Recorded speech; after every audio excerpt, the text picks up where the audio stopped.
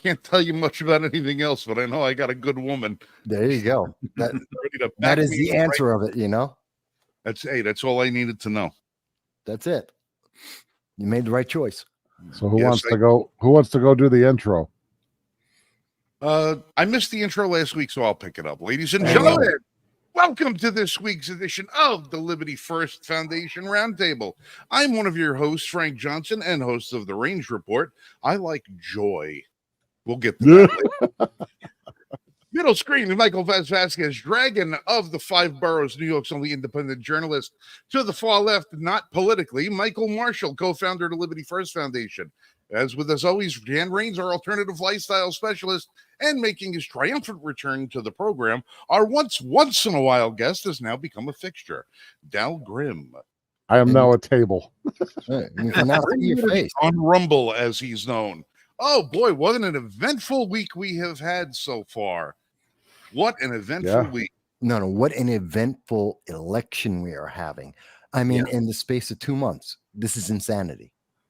Well, hey, listen, I mean, I haven't gotten a chance to catch up with you guys as far as what we were going to speak of one by one, but within the last half hour, Robert Kennedy, Jr. comes out and endorses Donald Trump for president.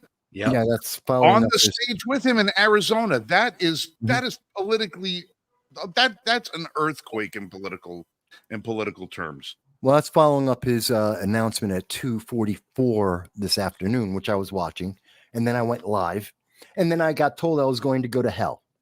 We'll cover that in a little bit. Well, I'm sure Robert has been told that too, and that's only by his siblings. Yeah. No, his siblings are set to be tied.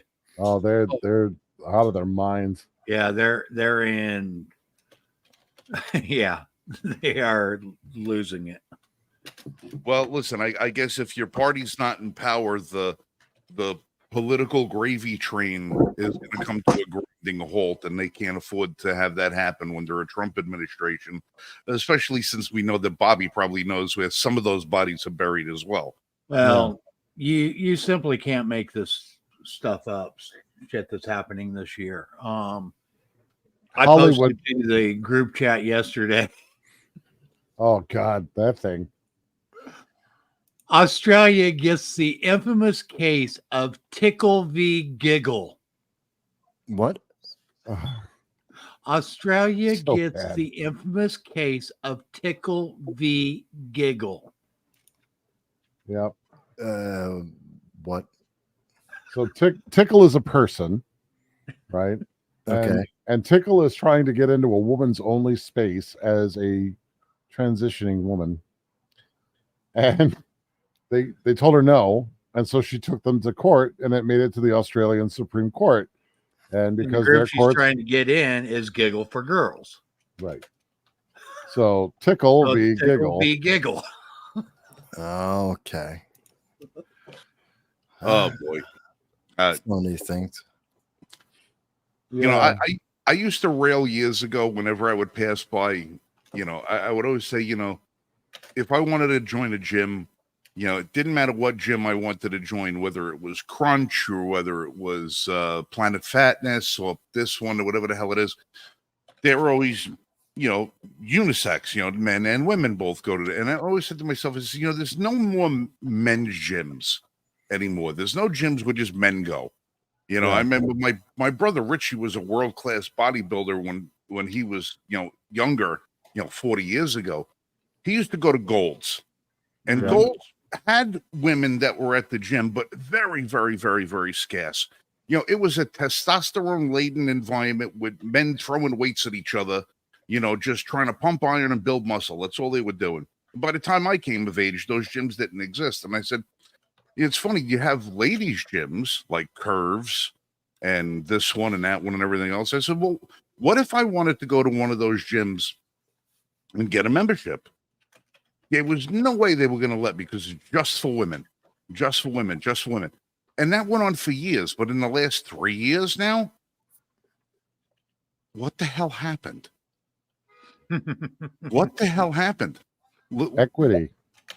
I mean, seriously, I could walk in there, 300 pounds, 5 o'clock shadow, looking the way I do, sounding the way I do, and tell them I identify one way or another, and they're going to have to give me a membership because that's their new policy.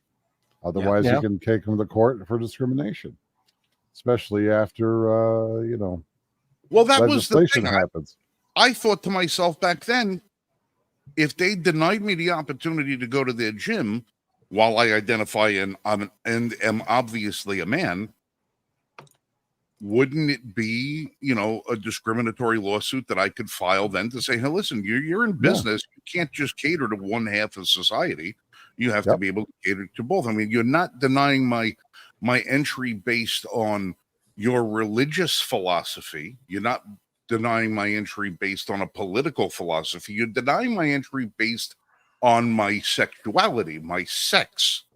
So shouldn't I be able to launch that lawsuit? And I consulted a couple of attorneys, and they said, no, it's a losing cause. You'll never win.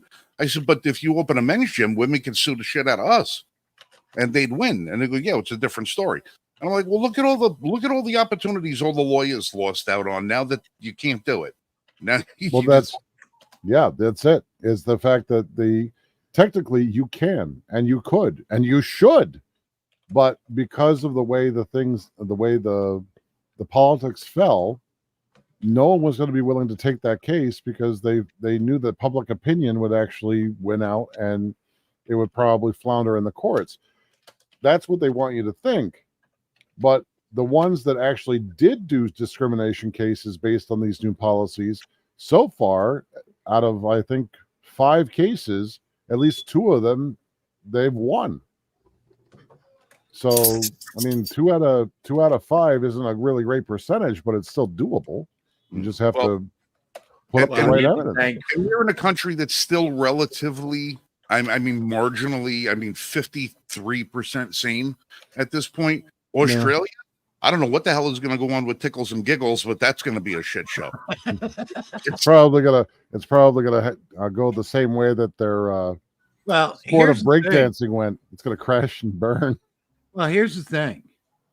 Okay, regardless of how that case is decided, okay, either way, it is going to set landmark precedents, and it will be cited for generations.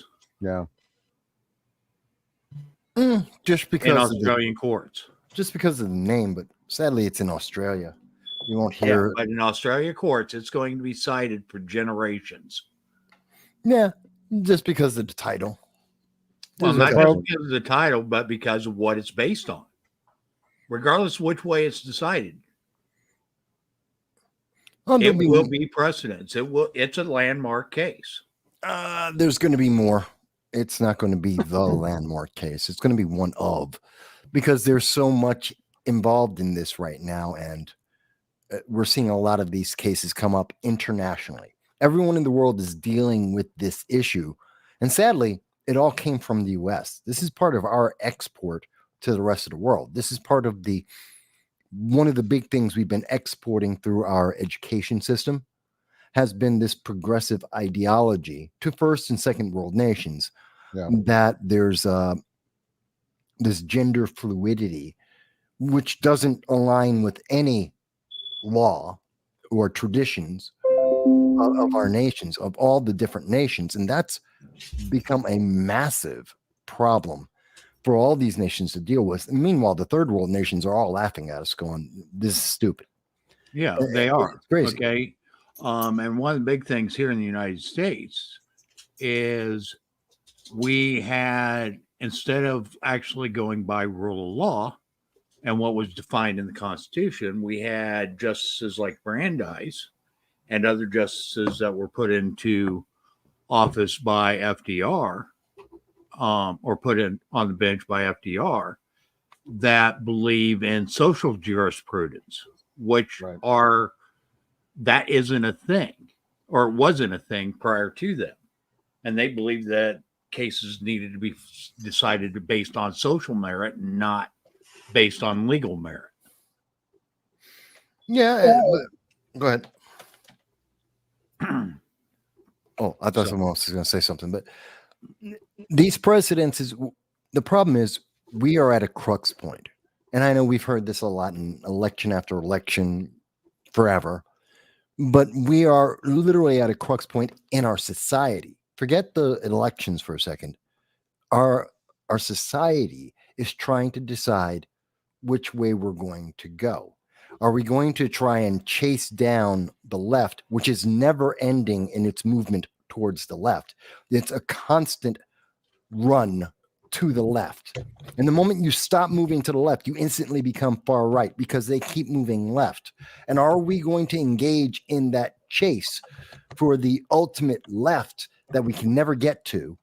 Or are we going to not just stop, but maybe take a step or two back, not only to get our breath back, but also to rebuild our foundation that is being destroyed by this constant run to the left?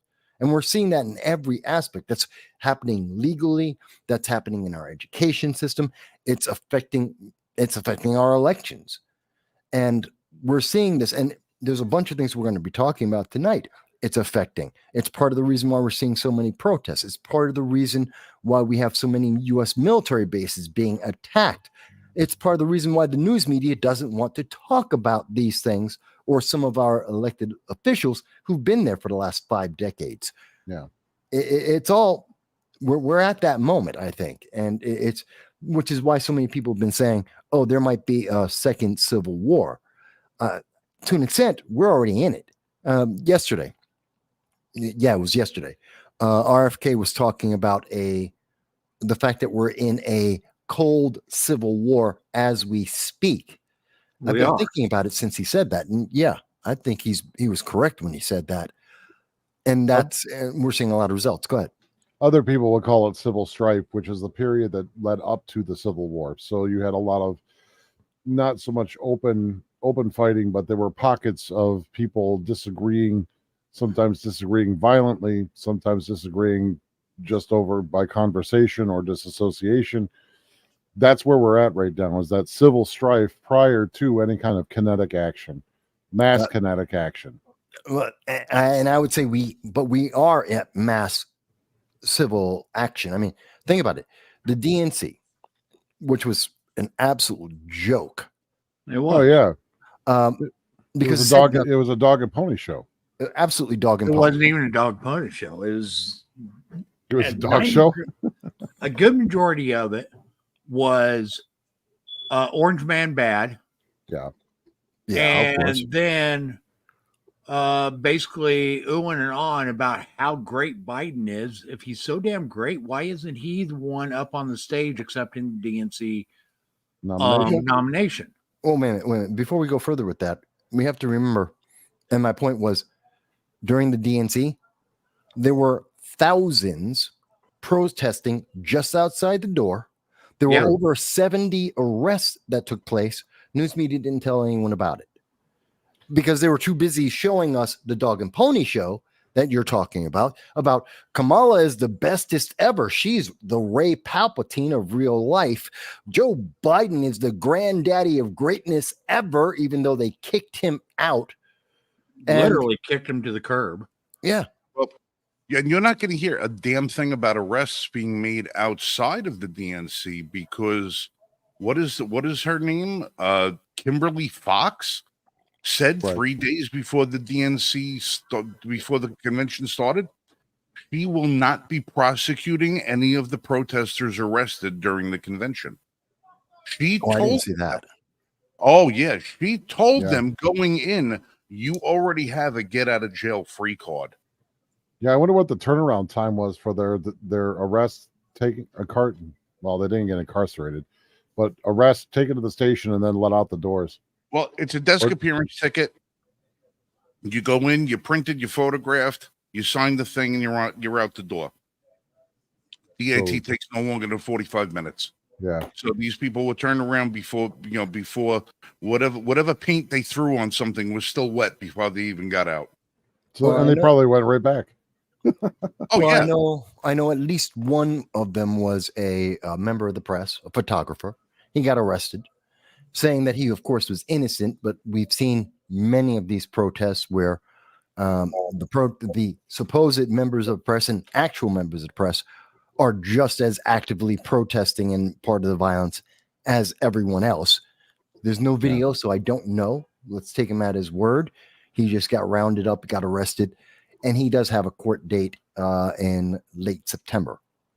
That's reported. That's being reported by, I believe, ABC News at the moment. Mind you, they're talking about that, but they won't talk about the other 70 plus people who were arrested.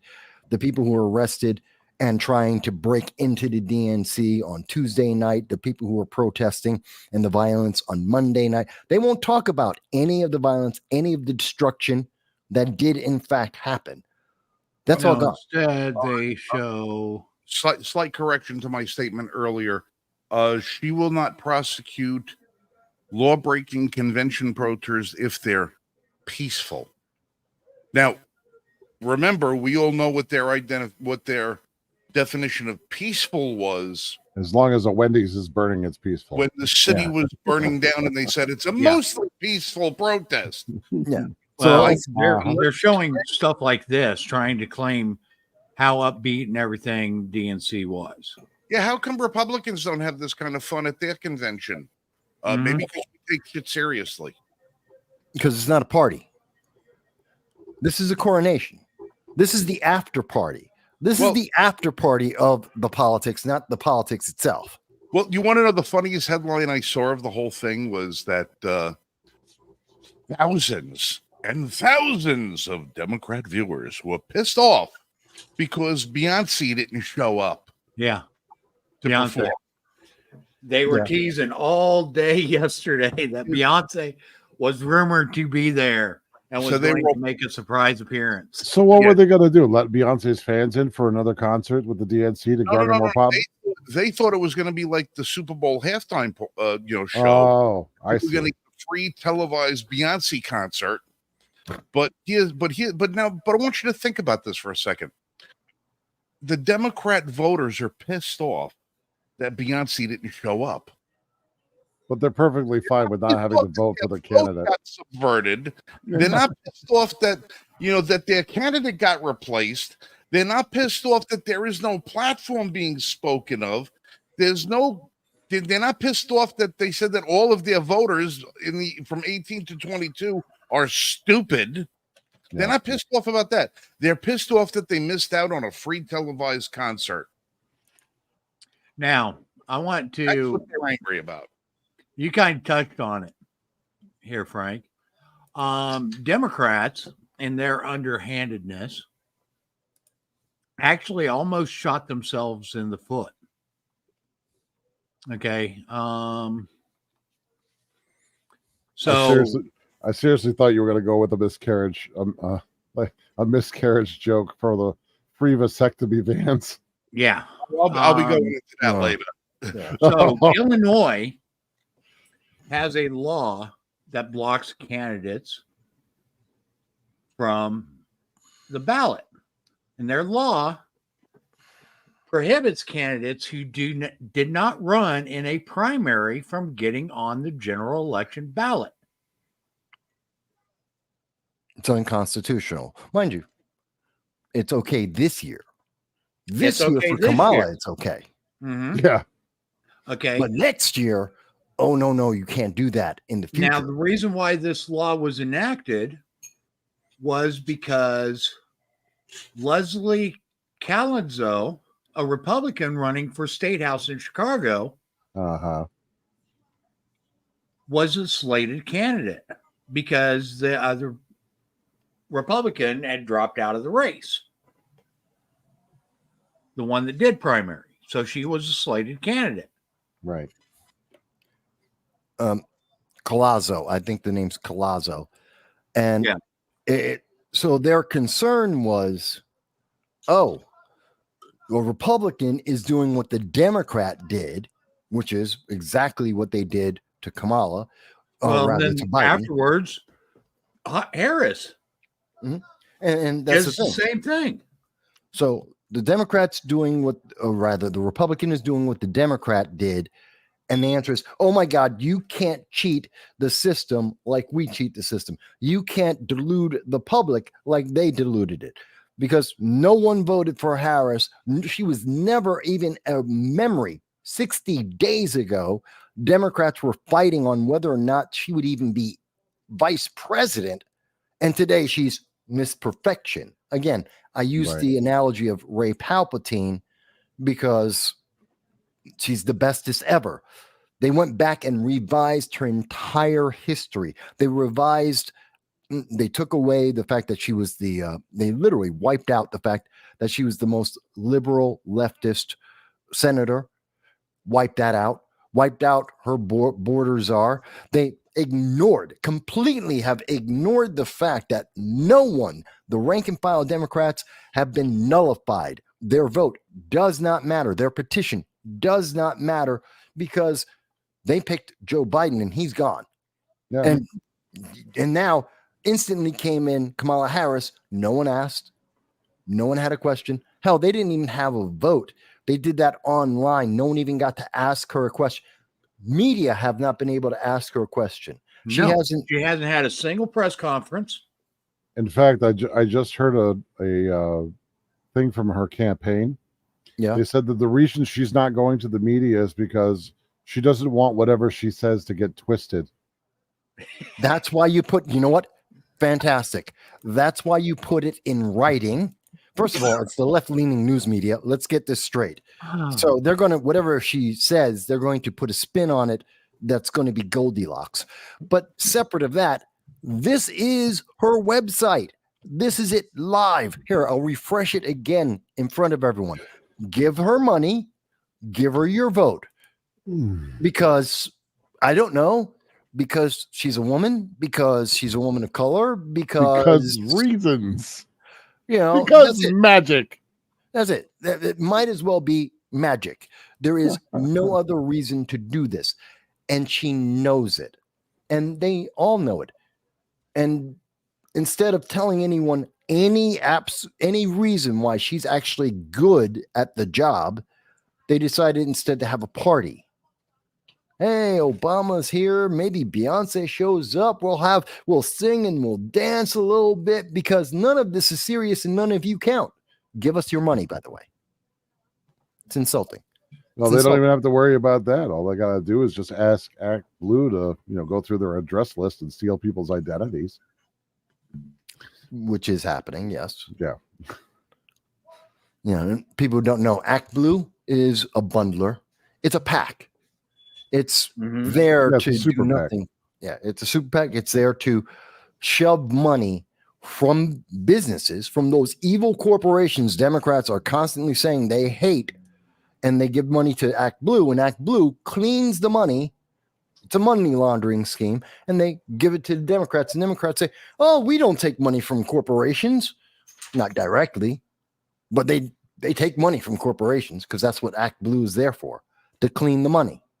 Yeah, Act Blue also takes individual donors too, and something that James O'Keefe has done is he's been going around looking at these records, like openrecords.org, I think it is, that was looking after some of the campaign monies.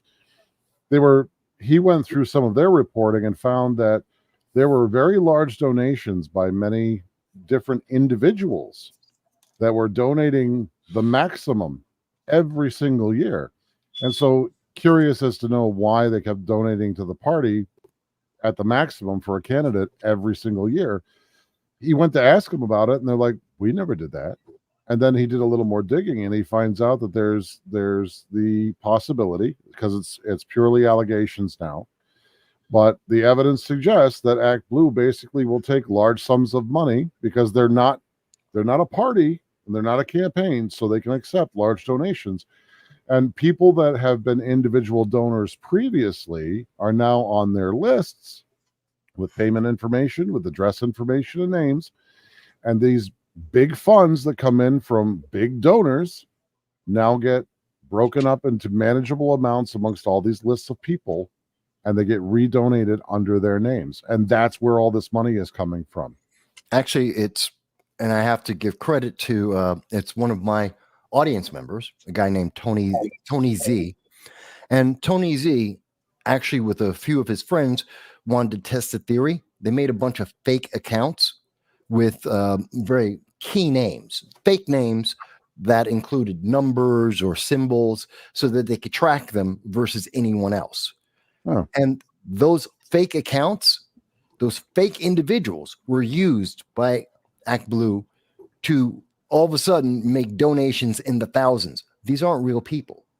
They were fake accounts created by Tony and a small group of his friends that they have the list of all the fake accounts with all the fake names that were obviously fake. I mean, if you read the name out, it's saying something. It's actually a statement, not a name, or it has a number attached to it. Literally has a number on it, and those fake accounts suddenly became donors. Huh. So they make names like Phil McCracken and Yes. Phil McGracken Jr. and Senior, and suddenly they've got $3,000 donations in their name going towards the Democratic Party. It's like, really? They're not alive. How's that possible? Right. And she's starting to get called out because she doesn't have literally any policies. Okay. Well, everything that got a lot of I was going to say rhetoric. anything that she qualifies for policy has already been ripped off from Trump's campaign or from other places, but it's not her own. Okay. This is from Bloomberg. Kamala Harris' campaign is heavy on vibes, light on policy. Okay. And this was updated August 22. Light on policy? There is no policy. How can you be? Yeah. Talk about spin. I've done nothing. Ooh, it's very light on any substance. Okay. The Economist is literally saying that her cost of living plan will end in failure. Given, that's obvious. And Tim Walz even says he and Kamala Harris owe it to the American people to detail policies despite not publishing on any campaign website. Oh, well, they owe it. Oh, okay. They owe it. That makes all the difference. They write it on a paper. I owe you. Someone will remind Okay. them. So, Oh no. Yeah. so Walz vehemently declared in his first major address to voters Wednesday that he and Vice President Kamala Harris owe it to the American people to detail the policies they would enact. Well, that's right. They do owe us some sort of explanation, but where is it? Okay. Well, who's gonna I hold them think to I think we owe the American people to tell them exactly what You're she right, did as Frank. president before we ask them for their votes. Walz said in his address to the DNC. So where is it, Waltz? Where is it? It's not on your Never website. They're not going to do Okay. it. So yeah, there's literally nothing. Okay. I listened to her 42-minute acceptance speech, I'm sorry. and over half of it was all Orange Man bad, Orange Man bad, Orange Man bad. Or Well, Project 25 is going to take us backwards. Well, did you learn any lessons that her mother told her? Coconut yeah. trees. Little 5 foot brown woman, because that's what's important. Like you all fall out of a coconut tree. Yeah. I mean, she made a lot of feel-good statements, Yeah. but she actually gave no plans as to what her policy positions are. Well, the policy position is joy. They're going to bring joy back to America. One selfie at a time. It's going to be.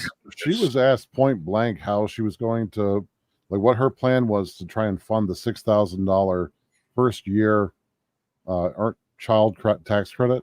Yeah. And all she said was the return on investment Yes, will pay for the return on the investment. Greater than what it's costing us. Yeah, and that doesn't mean anything. No, How are you- exactly? She's not going. How to are you say going to pay anything for that it? means What- anything. all that means, return on investment, means that you're creating another taxpayer by giving it another year of life. See, Right. you know what? You know what I can't stand, and this is I'm going off a little bit sideways here. I hate that bullshit. How are you going to pay for this? I hate that friggin' term. How are you going to pay for this? How are you, we going to pay for it? Right. How are we going to pay for it? It's how are That was- we going to pay for it. It's not Right, the 'cause- government. The government don't pay for shit. We pay for Yep. everything. Okay. How do you, if you want the best way to say, well, how are we going to pay for it? By not spending the money on other things. Right. That's how. No. They'll never do that. The answer is, and they don't want to say this, We stop spending money. but That's how. See, if we don't take it from you and we don't spend it, then we don't go into debt. no, That's they don't. how we pay for it. But Frank, it's called modern monetary theory. Ask Andrew Yang, ask AOC, and also Kamala also believes in this. Listen. I could ask AOC how to mix a martini and come up with a screwdriver. It doesn't mean I'm taking her advice. Okay.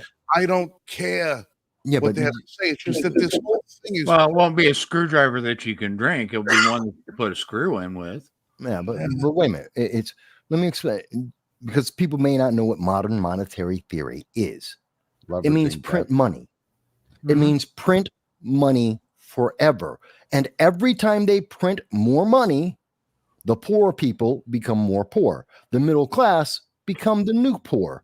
It's the one of the key reasons why we have $35.1 trillion in debt and increasing, because they keep printing money. Her answer to how is she going to pay for it? Print more money. Poor people get more poor, middle class become poor, and that's it. Well, That's we'll the get answer. more She doesn't of give you an this. answer. She doesn't give you an answer as to how to pay for it. She just says the return on investment will pay for it. No, we'll get questions. But how? We'll get more of this. Doozy of a word salad statement. This time, Kamala was giving a speech about And in terms of what we significance to the passage of time, in terms of what we need to do to lay these wires, what we need to do to create these jobs. And there is such great significance to the passage of time.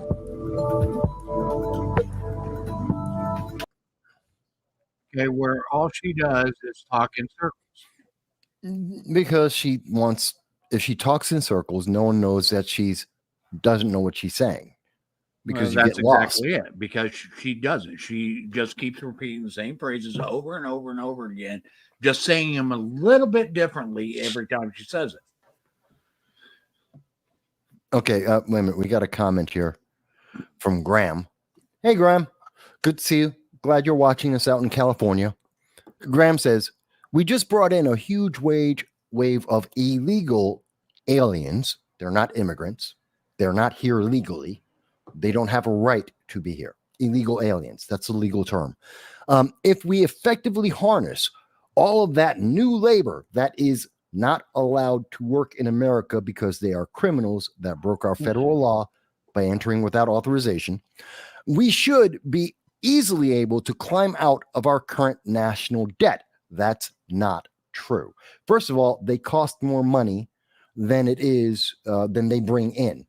So even if we let them work, they cost more money because these aren't the best and the brightest. These are the lowest level of workers, which means they have the highest demands. Many of the nations they're coming from don't have proper medical services, so they instantly go for that. Their children need to be put into schools immediately. By the time they start actually paying back what we have front loaded to give them, like in New York State, where we give them $60,000 the very first year that they are here before they start working. That's not including food and clothing that we give them money for as well.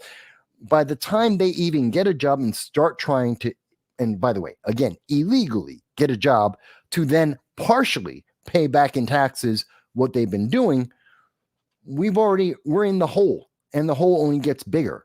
No, illegal aliens coming into our nation without regulation, without vetting, isn't the answer. And by the way, let's remember this open border, which has allowed 8 million illegal aliens to enter our nation, have also allowed the exact number from the Customs Border Patrol is 378 known and suspected terrorists have entered the United States. Many of them, we haven't learned, are trying to commit acts of assassination. We know that several of them have been caught trying to create 9/11s and terrorist acts in the United States. And we know that some of these illegal aliens have gone on to kill American citizens. None of that would happen if we closed the border. None of that would happen if we enforced the law as it exists.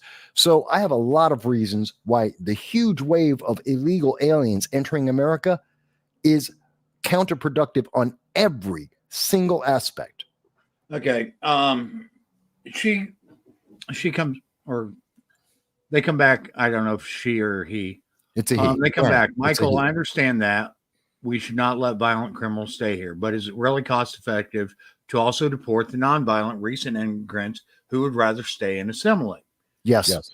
Yes. Yes, it They is. don't want to Okay, assimilate. and I want to go into this from an economic outlook on this. Okay, wages per hour is not the same of cost per unit of production. They are two different things. So we may be able to pay these people that are coming in here, these illegal aliens that are crossing the border, lower wages, but ultimately they end up costing us far more per unit of production than they are worth. Okay, because number one, we have to teach them. Number two, they are a drain on our on the resources in the area because many places where they are at aren't set up to handle the influx of the additional people because they weren't counted on censuses. So as a result, the proper funding and proper infrastructure and et cetera hasn't been able to be put in place. Yeah, Okay. More That's than where we run into issues. more than that, how would you effectively harness them? That's the other question. What are you doing to them to effectively harness their labor? You're exploiting them, number one. Number two, anything that they get, they're going to remove from the country. No, we can't build new infrastructure with all that labor. And I'll tell you why. How are we going to pay for the materials? Hold No, on. no, no. I can give you an example. Look at Japan. Japan right now has a population deficit. They're in a population death spiral. They have a massive influx of Kurds that they have brought into the country with the intention of harnessing all of that labor to build up infrastructure. Right now, their infrastructure is crumbling because the Kurds that they have brought in are not interested in keeping up Japan's infrastructure. They're interested in taking the resources of Japan and sending them back to Turkey. Okay, let me step in. Graham, you're not being attacked. This is not about you personally. You're No, asking- no, absolutely not. Well, no, and I know Graham. He often is part of my live stream, and I know he understands that. But I want this to be for everyone to understand. We're talking about the issues, and you're asking great questions that a lot of people are afraid to ask. And so these are the answers that if someone was being honest with you, they would have already said that. The illegal aliens, and just going off of what Dal was talking about, let's think about it. What is the number one thing? I'm in the Bronx. I can go right now, go 2 blocks away from my house. There is a Western Union type business. Their only function is to take whatever the money the illegal aliens make in the Bronx, in this neighborhood, they're there to send it to another country. So the money that they are getting for food and clothing and housing, they're taking part of that and they're shipping it overseas. If they have an illegal job, like many of them are on these electric scooters delivering food via Uber and the other food services, they're taking those tips, they're sending it overseas. So it's not coming back into the system. It's not going into taxes. It's not going to help the schools where their kids are going to or fixing the roads. It's money that's just going out. And so we have to print more money, which again, the more money you print, the more inflation there is, the more that poor people become poor. The system is a vortex. It never turns positive.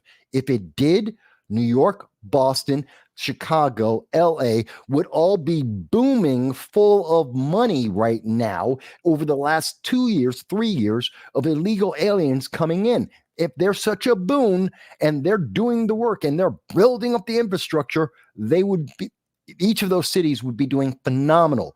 They're instead all going bankrupt. It never turns around.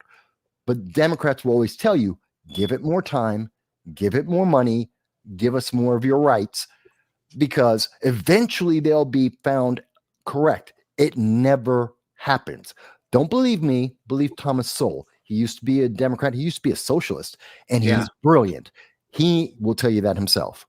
Yes, he will. Actually, I highly recommend Thomas's Sowell book, his book on basic economics. Very, very well thought out, very well written.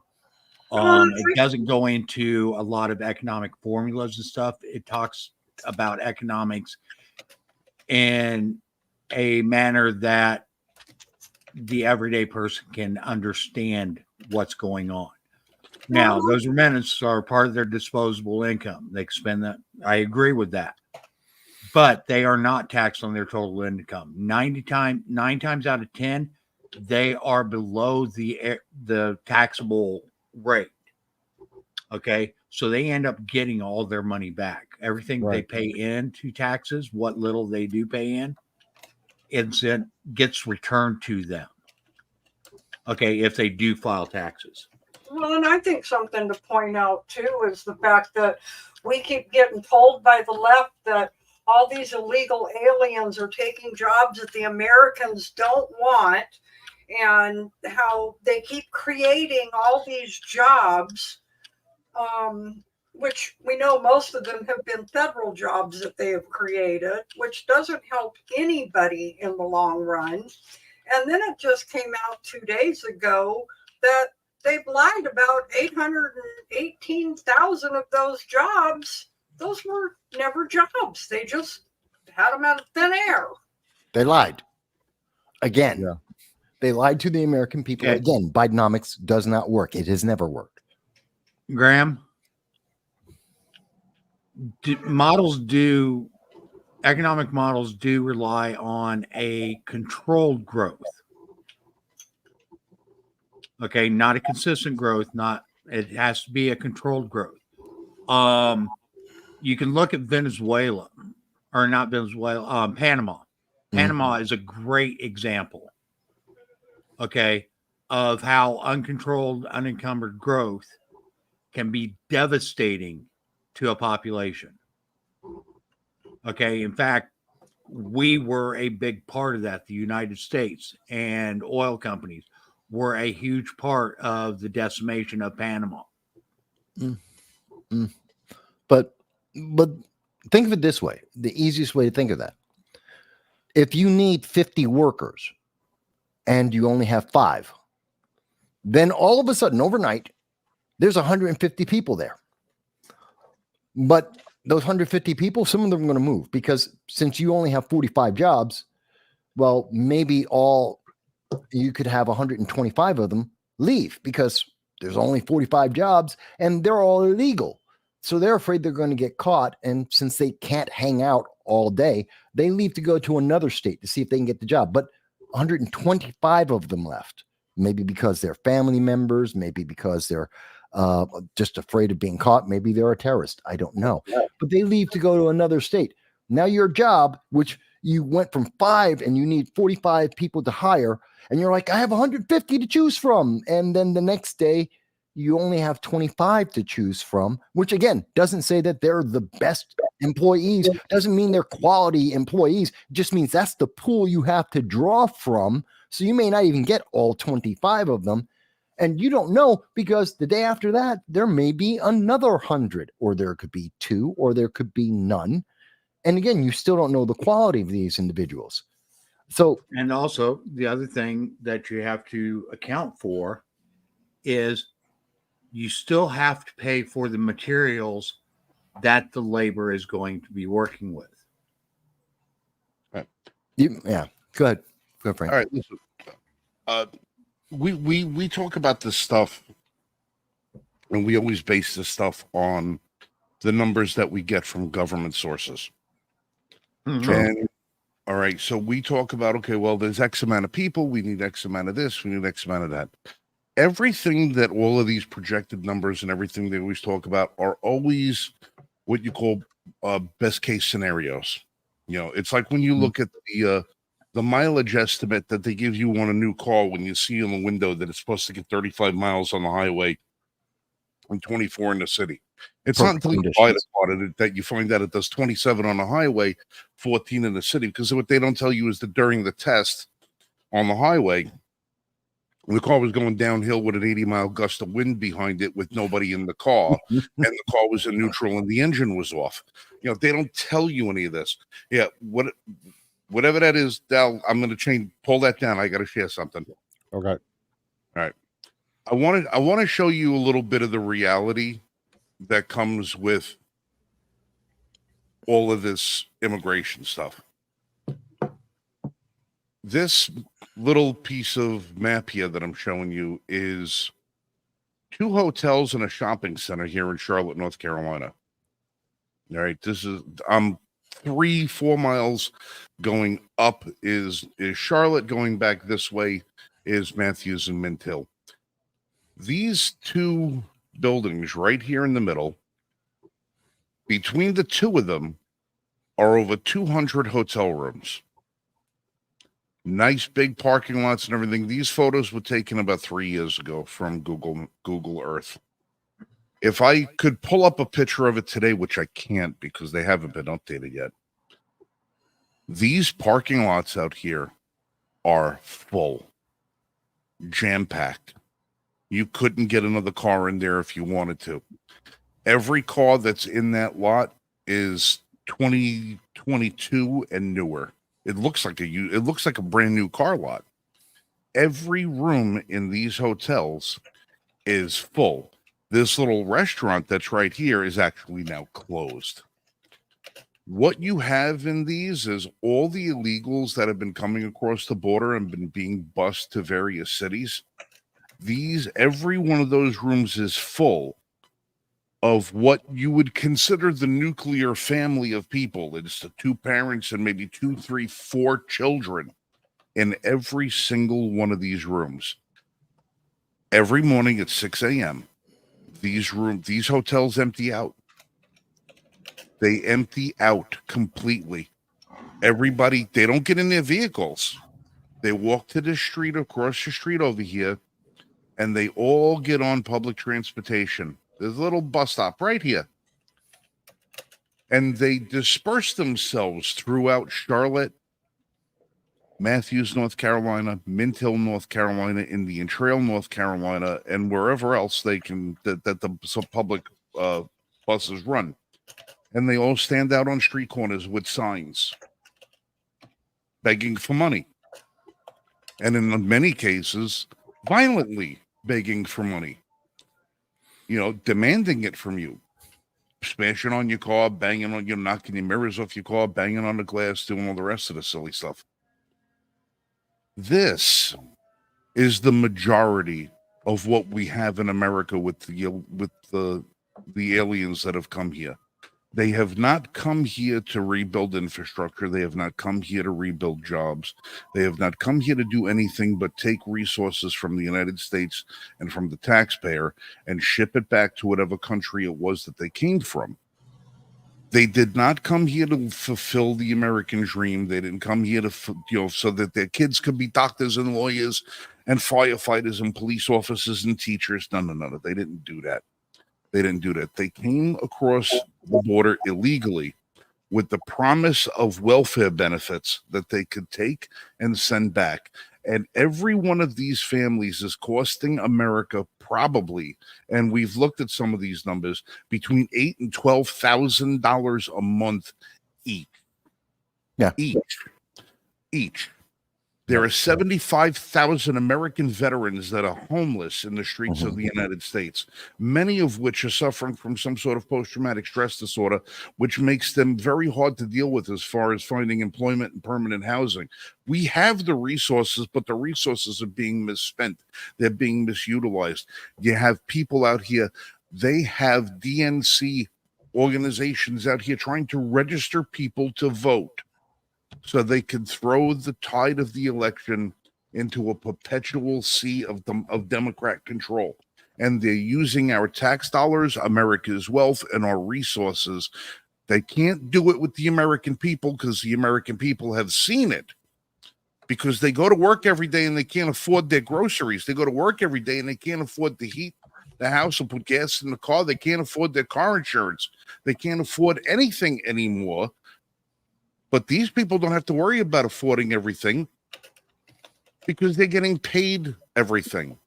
Now, if we were able to stop spending all of this money, steal our border, and use those resources for American purposes, we could put good jobs back out there for American citizens. The backbone of this country is the American blue-collar worker. All right, not the union, the worker. The men and women that go out and work every day with their hands and build things is the backbone of the American infrastructure. It's the backbone of our economy. But as long as we're taking any of the possibility of them being able to get those jobs and paying it out to people that shouldn't belong here in the first place, we will never have an operating infrastructure. We will never get our course corrected as far as the economy is concerned. And we're never going to have a true reading on whether or not our elections are being fair and legal in this country. And this is an example. There are 200 hotel rooms just in these two buildings here on less than an acre of space. 200, 4 people per room. At minimum. At minimum. Lots of times it's 8 and 10 people per room. Yeah. We can talk all the numbers that we want, but the government says this, the government says that, these numbers we're gonna do this infrastructure program, that infrastructure program. As long as we're taking our all of our resources and dumping it in the toilet, because 90% of this money they're not staying at this hotel and paying for those hotel rooms. We're paying for the hotel rooms as well. We're paying for the food. We're paying for all the utilities. We're paying for. How is it that somebody who doesn't have a driver's license in the United States or a social security number in the United States can buy an $80,000 pickup truck and have it insured in the United States when they don't have any documentation? How is it possible? Yeah. Because one crime leads to another crime to another crime. You just don't come across the border illegally and think that that's it. Oh, well, they work. How do they work if they don't have a social security number? They're using somebody else's. That's fraud. How do they do if they don't have a permanent address? They're using somebody else's. That's fraud. Everything they do is fraud upon fraud upon fraud. And I'm tired of people saying how much they contribute to our economy when everything that they're possibly contributing is being contributed fraudulently, when they're reaping more benefit than they're possibly giving us. And this is not new. How can we afford an infrastructure? Let's concentrate on American people. Mm-hmm. Maybe that's what we should do. Back off a little bit on sending trillions of dollars every year outside this country so we can stop paying for the pension funds of people in the Ukraine and worry more about the American citizen. Let's stop worrying about housing everybody else's, they're unwanted. And how about we start worrying about our neglected? Maybe and Larry Sharp, who's been on this show before, great friends with Michael, had some actually great ideas on how to privatize infrastructure development and infrastructure building. He does have some interesting ideas about that. And I give that to Larry, that as much as I sometimes disagree with him about, he's a libertarian. I'm a conservative Republican. We sometimes have really butt heads, but he does have some ideas that we could probably develop. But at the core of all of it, we first have to start with, there is law. Enforce the law. Start there Everything builds out of that. If we don't have a law that is enforceable, that everyone understands and we live with, not to say it's perfect, not to say it's going to be, everyone's going to be happy, but we start with that and we build. The foundation has to be sound. And if otherwise we're just doing things willy-nilly and nothing will ever work. But I want to bring this into, and Graham, you've been asking some great questions, but we also want to bring in, I think, and it fits with this, is RFK. And I think what happened today with RFK is also a reflection of what we're talking about. It's this willy-nilly, this wild, chaotic process that we're seeing. The 2024 election is the most chaotic, wild mess I have ever seen, where we're seeing lies being revealed to the American people. Joe Biden is a zombie part-time president. It's not me saying that. That's the evidence we have. We know this has been confirmed. And we know that people are being silenced from being able to say that for the mere purpose of a political party maintaining power. And we have individuals who are saying, well, wait a minute, I have a voice. I have an option. I have a different choice that I want to present to the American people. Whether you like it or not, doesn't matter. I'll never vote for RFK Jr. I think he has horrible policies, but he deserves the right as an American to say, here's my option. Here's my choice. And instead of getting that choice, he was instead vilified, demonized, blackballed, and avoided to the point that after spending $20 million, he couldn't achieve any of his goal. He couldn't get his voice out. The only time they said something about him is to tell you that he is demonic or demonize him and to tell you that he's gone. He's gone. Yeah. And now they talk about him and say, oh, look, see, and they still tell you he's evil. Why? Because not only is he gone, but now he's helping Trump. Orange man bad. See, he's evil. No, he's someone who had an idea, and all he asked for was, can I tell people? Can I share it with people? Maybe they might like it, compared to a zombie part-time president and an anointed Ray Palpatine that no one voted for, which in Illinois is illegal. Mm-hmm. Yeah, now going back just a little bit, okay, where infrastructure is badly, okay, right here, our infrastructure is badly in need of updating and replacing. Yeah. And Michael commented that government shouldn't build anything, private biz, and people should do it more, and do it more effectively. True. I stand by that. Okay. I do too. I also want to bring this up. Okay. This is Article 1, Section 8 of the United States Constitution. Nowhere in here, except one place, does it mention anything about any type of infrastructure. Now, one place where it says is to establish post offices and post roads. Now, if you're confused by what post roads are, post offices, everybody knows what those are. Post roads are the roads between the post offices, not to every mailbox, as a lot of people try to seem to think. They are the roads that connect the post offices to each other.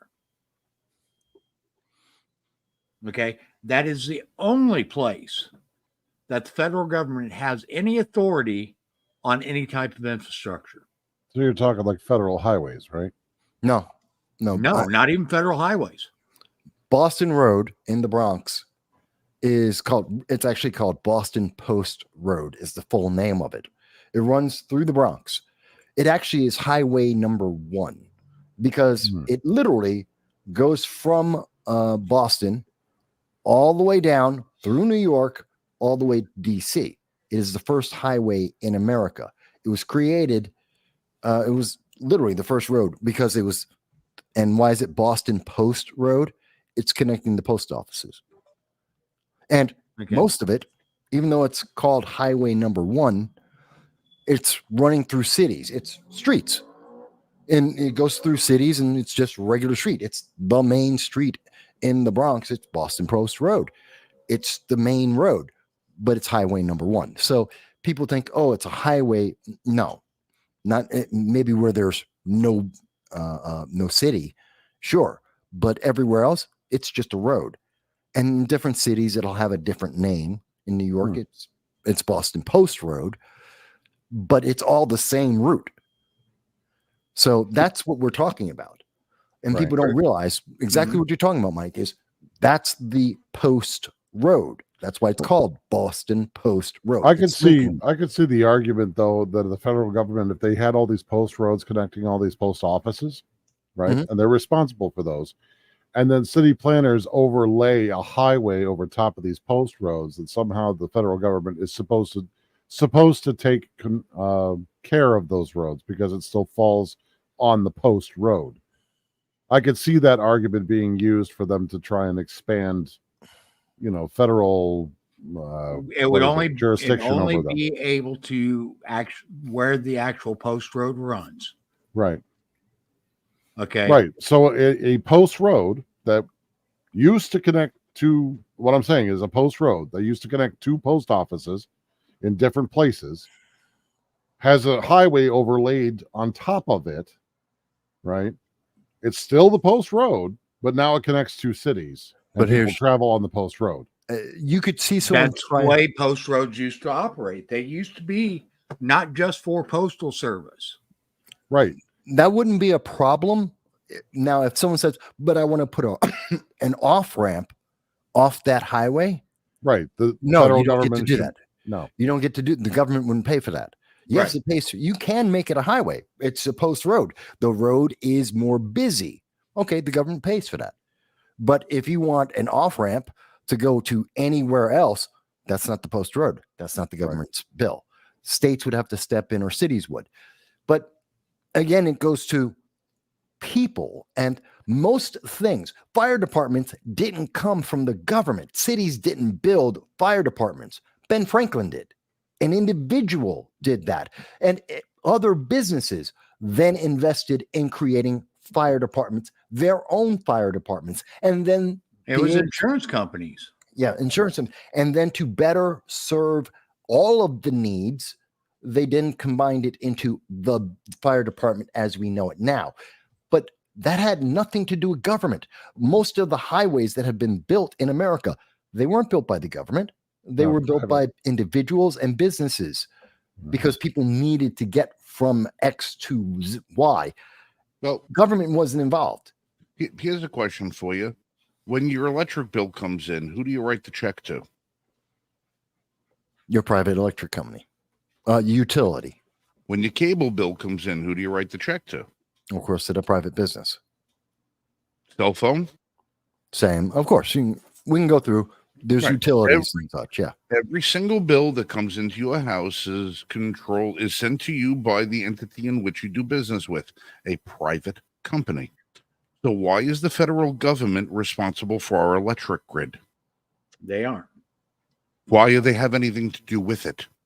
Well, they try to claim that it's a national security. Right. It's a national security thing. Yeah, that's the same thing all the time. Same thing all the time. Everybody that we do business. Oh, why do we need airport? Well, why aren't the airliners, all the airline companies paying for the updates on the airports that they use to book passage for commuters to fly in and out of states? Why does that have to be funded by federal government authorities? It's a private business. Air flight is a private business that is overseen by the federal government. It doesn't mean that the federal government has to pay for all these things. If the federal government is going to pay for airports, it should be military airports, not private airports. These airports are for private industry to utilize. Everything that there was, we have to make sure we have high-speed internet for everybody. What the hell does the government have to do with my high-speed internet? I'm not paying Joe Biden for my freaking my cable bill. I'm paying the cable company for it. Why does the government have anything to do with any of these things? The reason why we rely on government for so much bullshit that we're already paying for it. When we let and these private businesses get off the hook because they wanted, oh well, the government's gonna, update everything. Well, let them do it. And the problem is that when the government steps in, one, they're not cost efficient. They waste money, which again is inflationary, which then makes people poor. And because they're not cost effective and they're trying to be chintzy about it and everyone knows they can take advantage of it, you're never getting the best upgrade or the best installation or the best building, because people rely on everything breaking. Why is it every year wherever you are in America, every year there's a pothole in your street, and that pothole will get filled every year. And next year, there's going to be someone working on that exact same pothole. It's not that we don't know how to build a better road or to build the road so there's not going to be a pothole in that spot. It's that we have to employ people working for the city because the government's paying for it. So they have to have a job. So that pothole is going to be done inefficiently and ineffectively so that they can do it every year because they have a union to go to, which is about getting votes. It's about getting donations. It's a corrupt system. And the more that we rely on that corrupt system, the more that system becomes corrupt and it fails us. So we need to go back to the older system and we need to get out of this. And the more that we talk about that, the more that you'll see the news media, the establishment core of our government, they freak out, which is why they want to do things like, oh, well, we need the government to have a online bill of rights, social media bill of rights. Why? Because that interjects the government and they get to control what people say. They get to say, I don't like what you just said. You're a bad guy. It's like what happened to me today. I don't know if you guys saw this, and it seems like it's out of what we're talking about, but let me make sure you guys see this. It's also from earlier today when I was talking about RFK. And as you can see on the screen right now, this is me. I was talking live. RFK was talking at the same time. It's at 3:52 this evening in the afternoon today. And I was told, you're going to go to hell. You're going to go to hell because I dared to talk about, there were options other than Kamala Harris. Because I didn't go and toe the line. Because as a black man in America, I didn't say, oh, I want to support Kamala Harris.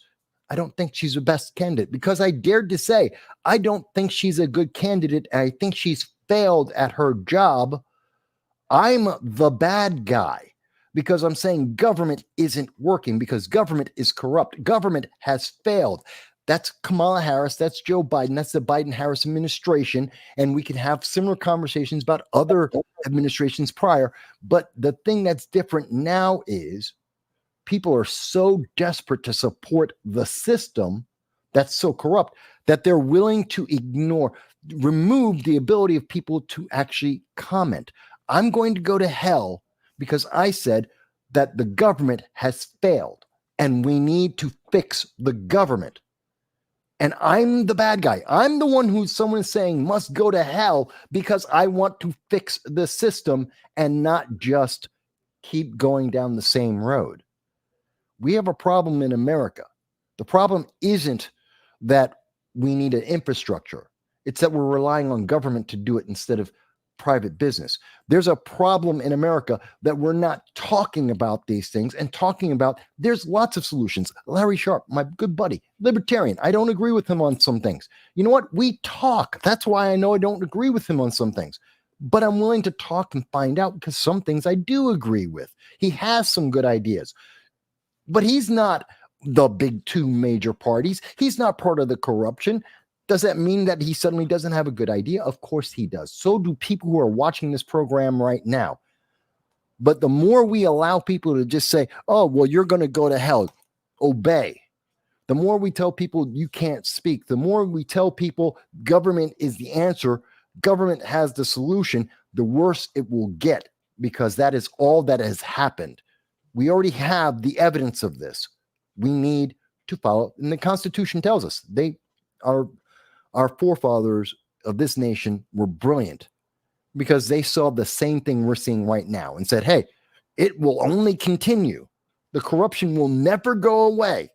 It existed at their time. It exists now. It existed back in ancient history. This is not new. If you rely on government, you will essentially become a slave and you will never improve. So I want to get back to some of the things that Frank was going on about. Whenever the government gets involved here in the United States, and we've seen this over and over and over and over again, we can go back to the railways. Okay, the United States used to lead the world in railroads. Okay, we had the best. We had some of the first railroads in the world.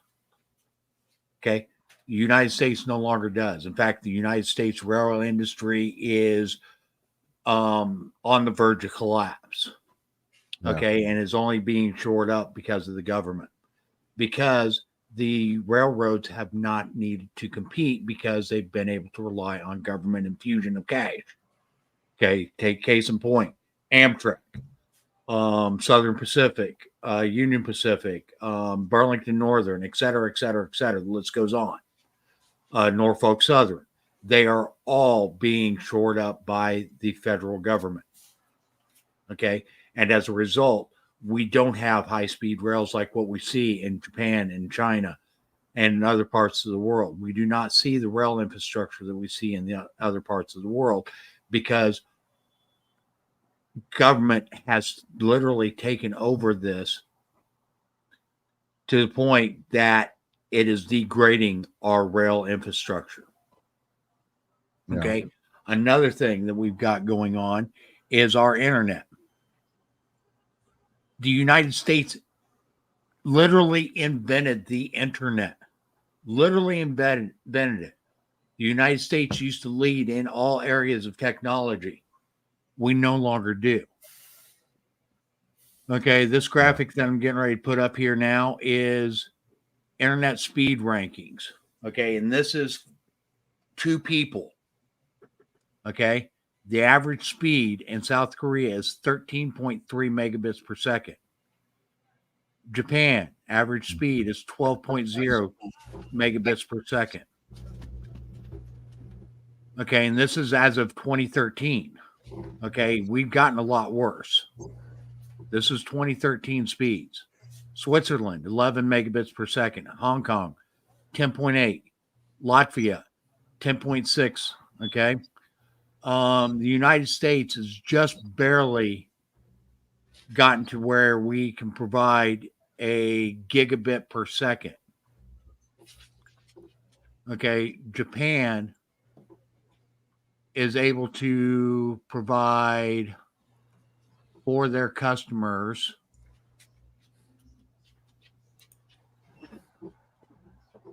terabits per second. And in Japan. Okay, we are lagging so far behind as far as speed goes, and that's because of government involvement. If it was a competitive market and government stayed out of it, and we actually allowed business to do what it does best, and we allow the free market to do what it does best, we would be leading the world. Damn Latvians. You know, and one of the other things about infrastructure. That actually isn't the case. Okay. Yes, private automobile companies did buy some railroad tracks, but the federal government actually stepped in for the railroad companies with the ICC, the Interstate Commerce Commission. Right. Okay. And they actually enacted laws that was preventing truckers from being able to compete against the rail systems. And government actually shored up the railroads doing that. And inadvertently, they ended up destroying the railroads in the process. All right, and look, the railroad system in this country has got a long and storied past, a long and storied history of being a pawn in a political game. Yeah. And right now, if you look at why all of your major pipelines that we've been wanting to, install have been shut down, it's because of oil. And the reason why is because the majority of oil in the United States gets shipped from one side of the country to the other is shipped by rail. Rail. Yeah. Okay. Yep. If we start installing major pipelines, we take the lion's share of oil transport from the railway and put it into the pipelines. The number one owner of rails in the United States right now U.S. and the government. cars that transport that oil is Berkshire Hathaway. And if you know who owns Berkshire Hathaway, you know Warren who, Buffett. then you know who's funding who. All right. The reason why that was, look, the rails in this country have been used, like I said, they've been used as a pawn. When you put oil in a pipeline from one end of the country and goes to the other end of the country, that oil changes hands 1,000 times, ownership of it, before it reaches its final destination. That's another reason why oil prices are where they are. But if you can control the delivery of oil, you can control the price of oil. It's not only a matter of production and refinement, it's a matter of delivery. You can refine all the oil in the world, but if you can't bring it any place, you got no one to buy it. Right. So And pipelines have been proven that could be far cheaper than rail. Right, because there's no moving parts. They don't break down. They don't derail. They're underground. They provide a better ecology. And I mean that ecologically speaking, in the fact that they don't pollute. They're underground. And in some cases where they're above ground, they actually found that wildlife flourishes wherever they are built because they provide shelter. They provide warmth, because you remember the oil that's actually going through there is not, it actually has to be held at temperature. So it actually is warm going through a lot of these places. But Case in point, the Alaska pipeline.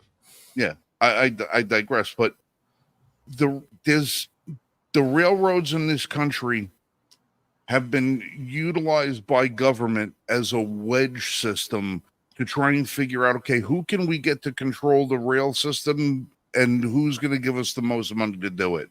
At current, it's just Berkshire Hathaway controls most of it, because he's the one who's willing to pony up the most amount of donations for keeping control over it. Yeah. American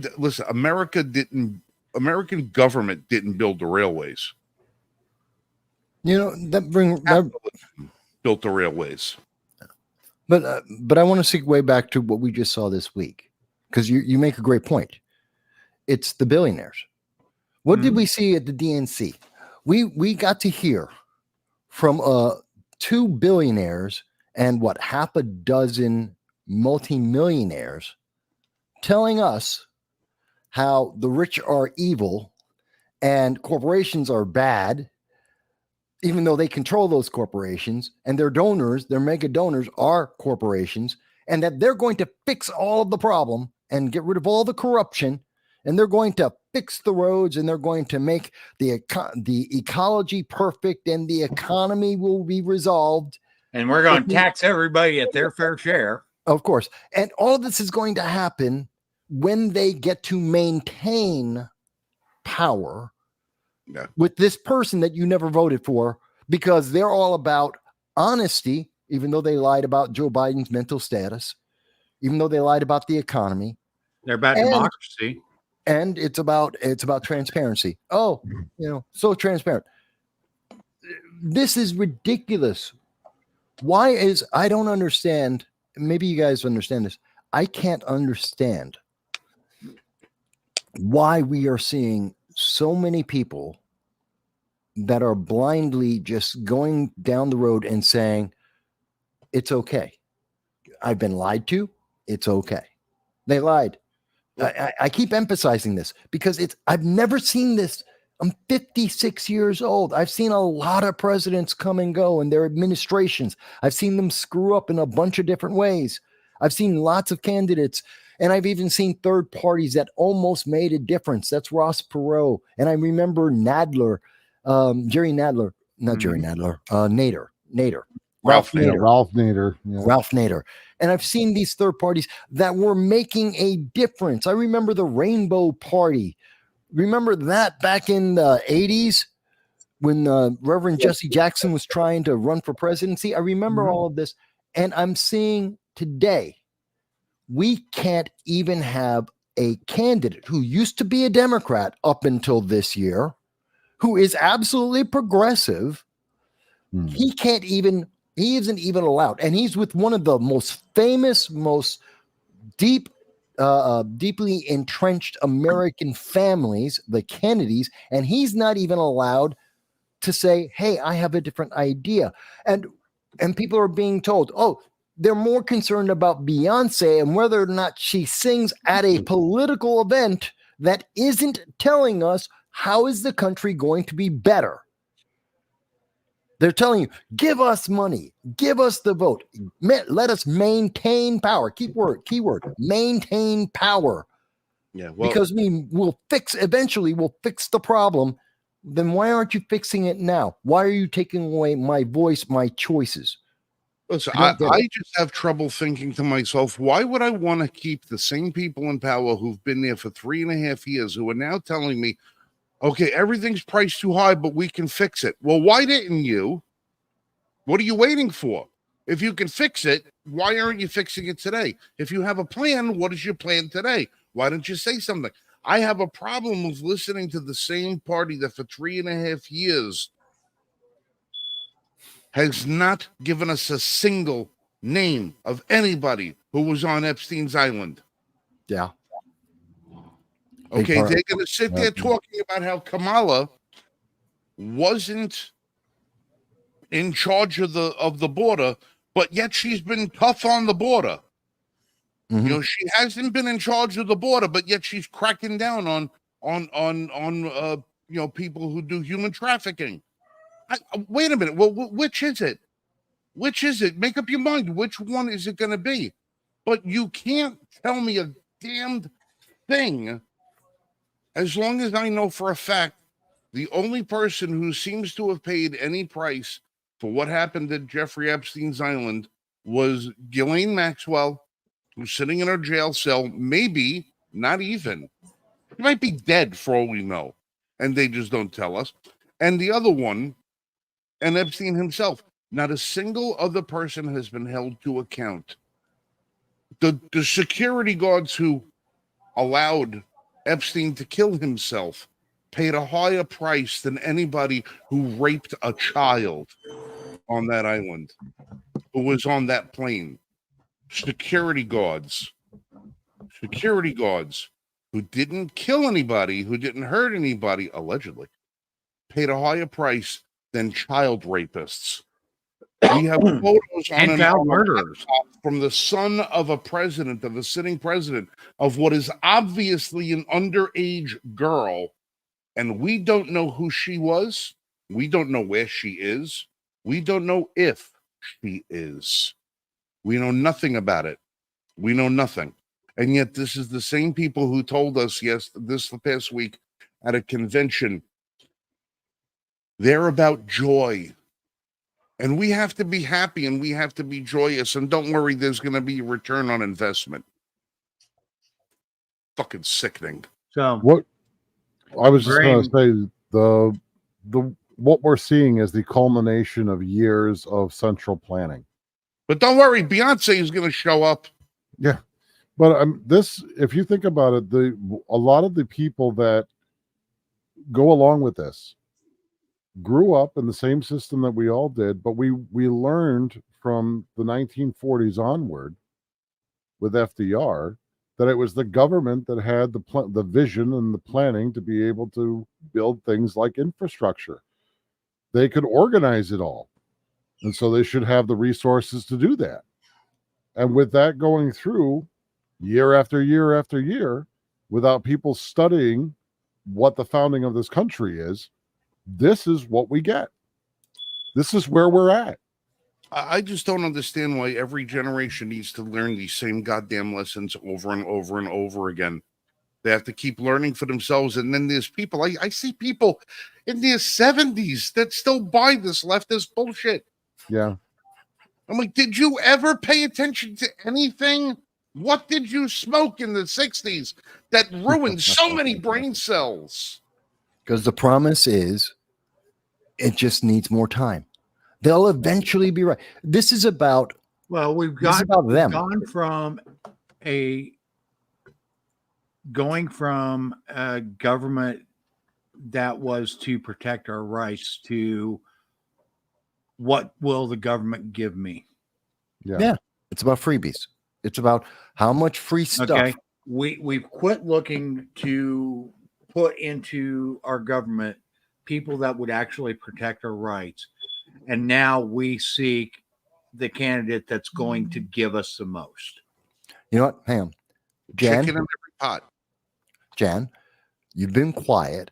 And I know I've got a motor mouth. So does Mike. So does Frank. So we've been running at the mouth for a while. Jan, what are your thoughts about all this? Well, I was going to say, and I told you guys this the other day, I started watching the DNC convention because I knew it would come up, in subject for this week. And I couldn't take it after the first hour. I was about ready to throw up. Yeah. Because everything in that first hour was nothing about how the Democrat Party has helped the Black person. How the Democrat Party is there for the Black person. They did videos between some of the people who came out and spoke about 1964 Civil Rights Act and how it was signed in by a Democratic president. But what they voted 100% what they failed to tell everybody was not one Democrat person in Congress voted for it. And then how everything was led up to Kamala being our presidential nomination because of this Black person who was the first one who got on the delegates because of her fight. And how this Black person was the one who made Kamala be able to run for presidential nomination because of their fight, and how what was Jesse Jackson ran in the 80s, and she's standing on his back. And then I stopped watching when they wheeled out Jesse Jackson and they started panning the crowd. Jesse didn't speak, but everybody was crying because, oh my God, it was Jesse. And this is where we're at. And at that point was when I messaged you guys and said I can't. No, they threw him under the bus back in the 80s for his Rainbow Coalition because it was a third party and it was taking away votes and donations from Democrats. And they threw him under a bus. How do I know that? I was alive. I was voting age when it happened. I was there. So, well, And the other thing, because I've paid attention, I've been watching what you've been putting out, boss. I've been reading articles that come out. I've been watching short clips of some of the speeches. But I find it also interesting that every day there was 3 or 4 articles that would come out, whether it be from the BBC, CNN, Politico, and how they would fact check what that person spoke about the night before. And of course, we know that a lot of it was Orange Man bad. Trump's going to take this away from you. Trump's going to do this. And in every article, it told how the Democrats were lying to you because it's not what Trump has said. It's not what Trump is saying. Yeah. it bothers me that I listen. I don't get it's like beating the dead horse, and I actually hate that expression because the poor horse is dead after all. But the $35 cap, $35 a month cap on insulin, Trump. That was Trump. that was voted on and signed into law by Trump, and Yeah. Kamala's running an entire ad campaign based on that. Because Biden reversed it first day. It was an executive order under the Trump administration. Congress wouldn't pass it, so he did it himself. Lowered, just so people know, it was in 2020 that he did this. Executive order, lowered the price. A lot of people were upset because he interfered with the government to lower the price, but he made it possible. Biden came in first day, part of the 48 executive orders that he put out. He wiped it out and said, nope, that's no longer in effect. So that 2 years later, and now they can turn around and go, we're Democrats, we're lowering the price of insulin. It was already done. The biggest difference between the two of those two, just to clarify, is that when Trump did the executive order, it was after intense negotiation with the manufacturers of insulin. And it was through negotiation that he got them to agree, not just by executive order. The executive order was actually for, I think, the Medicaid departments or something like that, but it was after negotiation. When Biden reversed it and then came back and brought it back again, it was by mandate. That's important to understand. Trump did it by negotiation. Biden did it by mandate. And it wasn't just by negotiate. When Trump did it, it was negotiation, and only certain manufacturers agreed to it. And they were the ones that promised or pledged to keep it at $35 for a dose. Well, one of those companies, I believe, Joe Manchin's daughter is the CEO of one of the largest producers of the insulin, and the particular insulin that is produced by the company she's in charge of, the price is still skyrocketed. So if you're a type 1 diabetic, if you're type 1, and you got to take the needle, well, screw you. You're screwed. They wanted to make sure that, if you were going to get poked, it wasn't only from the needle. Right. The second half of that, though, the mandate applied to all manufacturers.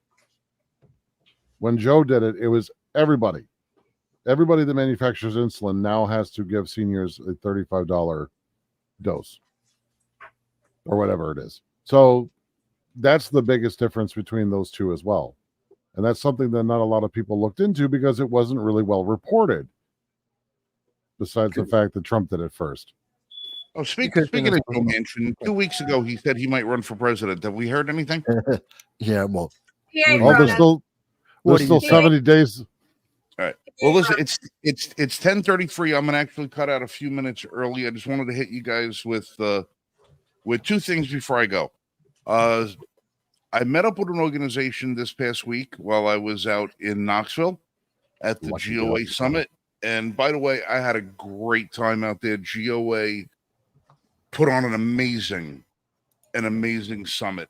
For the first time that they've actually done this, they hit it out of the park. I mean, it was unbelievable.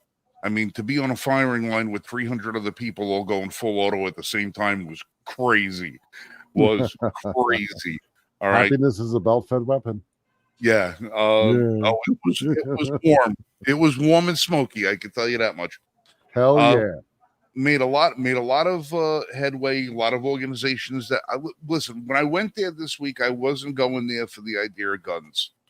All right. This stuff was secondary on my mind. I wanted to go there and try to establish and reinforce relationships with other organizations that we've worked with in the past to try and help and spread the message of constitutionalism, so that we can get more people into the fold, because it's bad enough that we've got 10 million gun owners in this country that don't vote. We've got a lot more Americans that believe and feel the things that we feel, but they don't know what to do with it. They don't know how to harness their passion, embrace their conservative values, and make a means out of it. So a lot of these organizations that were there, I made established relationships with. One of them is called Purple Heart Homes. This is an organization that helps veterans who sustained injury during combat and their military service to help them with housing needs. And what this company does, what this organization does, is they build tiny homes. And they ship them all around the country to wherever a veteran is in need of housing, and they do it free of charge. And they also help with other needs too. They build ramps for people, access ramps. They widen doorways, do all kinds of stuff. Right. Well, this organization is located in Statesville, North Carolina, an hour from my home. So I will be taking the show on the road in a couple of weeks, and I will be broadcasting directly from their manufacturing facility when we do the show. Nice. And the president of the organization is going to sit in with us on one of the episodes, and he's going to tell people what they do and how our viewers can help. And if they have a veteran that needs assistance, how they can apply to do that, to get the assistance from the organization. That's one of the organizations that we dealt with. That's the first one that we're going to be dealing with. Another organization fulfills fantasy wishes for veterans and first responders to go on hunting and fishing missions around the world, where they bring you, if you're a hunter or a fisherman, or you want to be able to do it and you don't have the physical ability to do it or the financial means to do it, this group will help you and take you on a fishing or hunting expedition wherever they want to go and then do some wild stuff. That's interesting. Yeah, it's a really cool organization, and it's there for veterans and first responders. All right, so I'm actually planning a weekend with them. Ooh. Go out there and do a story where we're going to be doing some deep sea fishing. Oh yeah. Yes, we're going to be going off the coast of North Carolina, and we will be going out there doing some fishing, and we're going to be doing a little bit of hunting. I already told them I don't kill any animals. All my meat comes under plastic. So what we're probably going to do is set up some fake turkeys in the woods and go shoot them, and maybe fill them with tannerite or something like that. I don't know.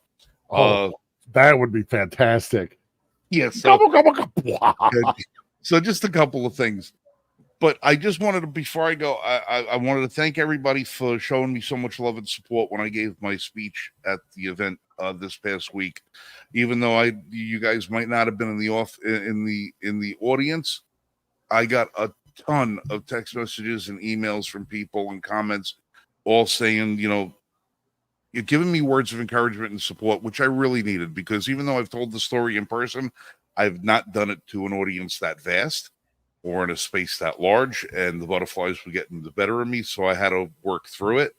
But it was good, and it worked really, really well, and it meant the difference to me in my ability to present. So thank you for the support. I really do appreciate that. And just to point out hypocrisy, when you have a DNC and they're doing their convention, and they're lamenting in vitro fertilization policies that they claim Donald Trump is going to be curtailing, when he actually helped expand it and expanded child tax credits and made things more easily for parents who were having difficulty conceiving a child or wanting to adopt a child. They did do a lot under the Trump administration to make that a whole lot easier. But for the DNC to stand there and say that he didn't do any of that or isn't going to try and do any of that, but to say, parade a group of people on stage talking about how it was so hard for them to conceive a child. Everything was against them, and childbirth is so amazing and so important, and it was such a gift, and this and that and all the rest of this. While at the same time, you have a bus parked outside giving abortions to people. Yeah. All right. I don't know if you can draw a more contradictory set of policies or ideas or values, or something more ironic, or something more totally frigging evil. Oxymoron. The term is oxymoron. It's absolutely conflicting. Look, I'm not. Listen, I'm not putting a judgment on abortion. I'm not. I'm not putting in a judgment on abortion. I have my own views about it. All right. Yeah. Maybe the same, maybe different. I don't pose my views on people when it comes to a lot of the stuff. I can make a moral determination and a distinction based on my own.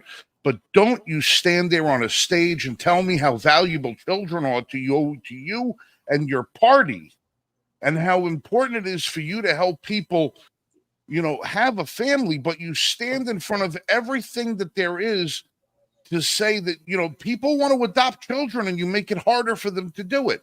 You want to No. codify abortion as a constitutional right. And then on top of it, you're outside with a bus celebrating and cheering, giving free shirts to women standing outside that I had an abortion at the DNC convention 2024. And you celebrate this. You celebrate it. Do you not see that? How wrong that is? That you're going to bring two things together and put them in the same venue. Put them in the same venue as if it doesn't matter. Now everybody's over there talking about how we can't talk about Tim Walz's son. He's got some sort of learning disability or something like that. We can't talk about him because he was very animated in this. Oh, we can't can't this, can't that. They would have aborted that kid if they knew he had some sort of learning disability. They wouldn't be there talking about celebrating him today. They would have aborted him as soon as they conceived him. That is consistent with the Democratic line today. Yeah. And you can't tell me otherwise. Not when you're out there, you're celebrating the death of children outside. And you're going to condemn Donald Trump for trying to increase and advance and help people who want to get infertility treatments and who want to adopt children. I do not understand. People say, well, you gun people, you're pro-life, but you're pro-death penalty. Well, yeah, well, because one life is innocent, the other one's not. There's an area there. There's an area there where you may have a little room for judgment. Oh, yeah, a guy who killed 14 people in a school. Yeah, maybe we should fry his ass. Maybe that would be justified. Yeah. Somebody who never got an opportunity to take a first breath, maybe we give them that one the benefit of the doubt and say, that one's innocent. I don't know. But to celebrate that as if this is whatever happened to rare and necessary, that now you're celebrating it like a fucking party. Yeah. I just ended a life. Yay. What this abortion, listen, for whether you're for it or not or whatever, it's still solemn. It's still the end of a life. No matter how that life was conceived, it's still the end of a life, one way or another. And it's not something that should ever be celebrated. Because no matter how that child was conceived, whether it was unwanted or forced or whatever the case is, it's still a very unfortunate set of circumstances for the mother to have to deal with. However she wants to deal with it. It's something serious. It should not be celebrated. Gloria Steinem standing on the floor with a shirt that says, I had 21 abortions, and cheering about it is not necessarily... How are you instilling a value that life means anything to anybody? Yeah, it is counterproductive to. Yeah, because there is no future if you don't have kids. Well, everything is subject to discussion, and people have to live their lives based on what happens to them. We understand that there's an unfortunate set of circumstances for anybody, and I don't judge people based on, on certain things. You can't, but you don't celebrate tragedy. An abortion, whether you're for it or you're not, is still tragic. It's tragic, either the circumstances that led to that abortion, or just if all right, somebody that's tragic one way, or the ending of a life is tragic then. So it was, it's not a life. And so let me ask you a question. If I had a lotto ticket for $1 billion in my hand, and I'm walking down the store to go cash in my $1 billion lottery ticket, and somebody snatches it out of my hand and sets it on fire. Now it's gone. Was it just a piece of paper? Or was it worth $1 billion? It's just a piece of paper. But it's the promissory note. It was a promissory note. So think about that. Yep. Would you be mad if someone took your lottery ticket and burned it? Because if you could say, oh, no, I'm not mad at all. Okay. That's fine. Some of us might be a little upset. All right. I'm out of here. I'm going to go. I love you guys. Be safe. Shoot straight. What do we got? One more show this month before we move to Wednesday nights, right? Yeah. Yep. 1 or 2? One. One? One? Okay. Cool. Yep. We have the show on the 30th. All right, cool. Next week we're giving away red dots next week. All right. Cool. Yeah. Tell your friends, tell your family, watch the show, because next week we will be giving away a beautiful Ocelot red dot rifle scope right there. We're going to be giving one of these away next week. It's got a retail price of $229 on this thing. Field tested and approved by Range Report Reviews. We're going to be giving one of these away. So pay attention. Damn it. All right, kids. Love you. See you guys later. Love you too, Frank. All right. Take it easy. Have a great night, Frank. We'll see you. Frank. Yeah, I've got about 15 minutes myself. No. So we got 15. What we got? We've covered we've covered a lot of ground. Oh, we have. We've been talking about the 2024 election and several aspects of how it's affecting us. We've been talking about the DNC, maybe the prediction. Let me give a I want prediction. to back Okay. up just a little bit because Frank had to leave and we got interrupted. Okay. Biden instituted his $35 maximum price for insulin mandate. Since then, since that's been enacted, there has been a global shortage of insulin. Yep. Because drug companies, pharmaceutical companies are not going to produce a drug that is not profitable for them. Well, and hence They can't. that They are Price. going to put their resources into where they get the most The profit most money. from. Price controls. Where is that Never familiar, worked. folks? They always cause shortages. Price, Always. price, right, Mike? Right, boss? Price controls. She has no Where idea. did we hear that? Well, it comes from this is communist. This comes from Russia. It's the same thing that I heard when I lived in Moscow in the 90s. It's the same exact idea. It's stupid and it doesn't work. And by the way, for all the people who don't know, price gouging isn't the reason why inflation is so high, why food costs so much. Has nothing to do with Every economist is saying that price gouging is a myth. It's not. There's 37 states that have laws on price gouging already. The last Right. time you saw an article about price gouging, 2018. Yeah, 2018. every economist Was it? What? I thought it was is over toilet literally paper. saying that Taking the price gouging is not happening. That is not what's causing the increased prices in food or anything else. And No, but nothing that's that what she's she's trying to sell you. Yeah, it's just a distraction. So she'll blame it on the corporations. She'll blame it on profits that don't exist. She'll blame it on a problem that no state has found, so that you stop saying it's her fault because it's the Biden-Harris policies, economic No, policies. What they're that trying drove to the price. do is a lot of food companies did have record profits. Okay. But Mhm. it's not because they are gouging prices. It's because they have learned, especially with the pandemic, how to operate more efficiently. Yeah. More effectively. Mhm. That is what is the cause of the huge profits. It's not because they're astronomically raising prices. the profits aren't that huge, by the way. We're talking about 1 to No, they're not. 3%. It's 1 Yeah. to 3%, which is And that's literally- another thing that they do is they always show you the amount of money. They don't show you the percentages.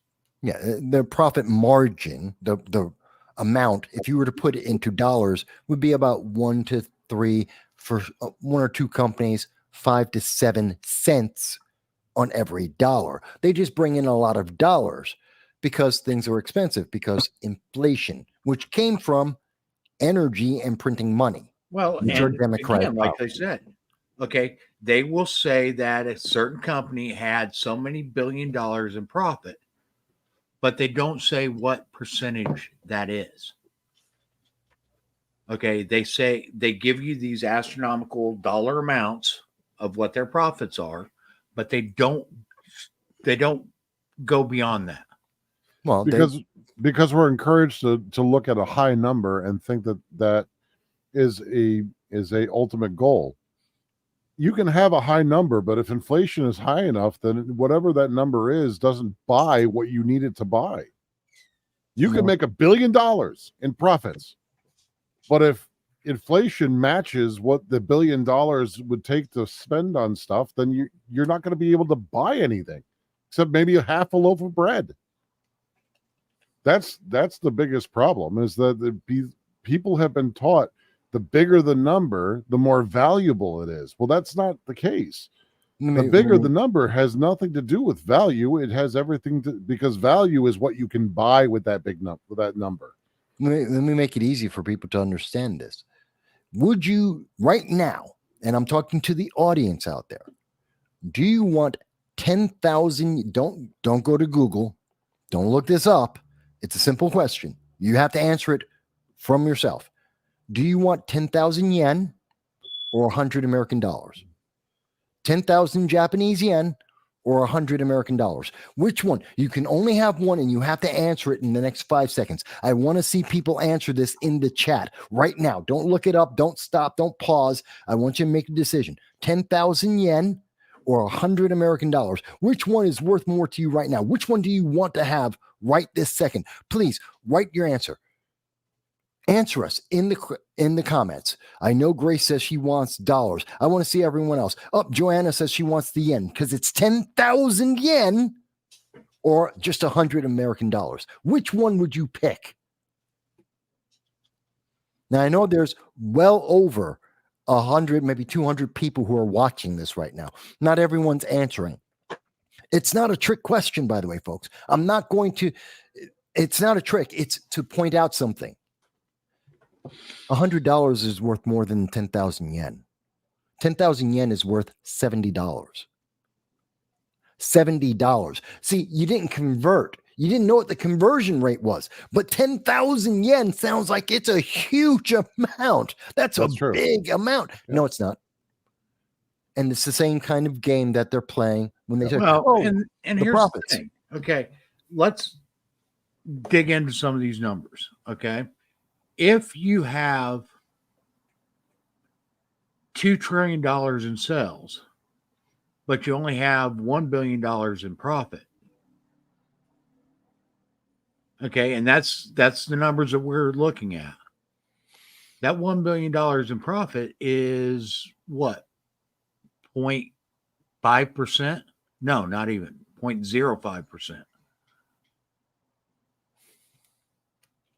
Okay, it's not that big.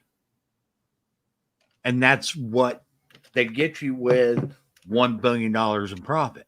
Well, what was the actual sales that business had over the year? Okay, and when we take a look at that and we actually figure out the actual amount of profit, it's not that big.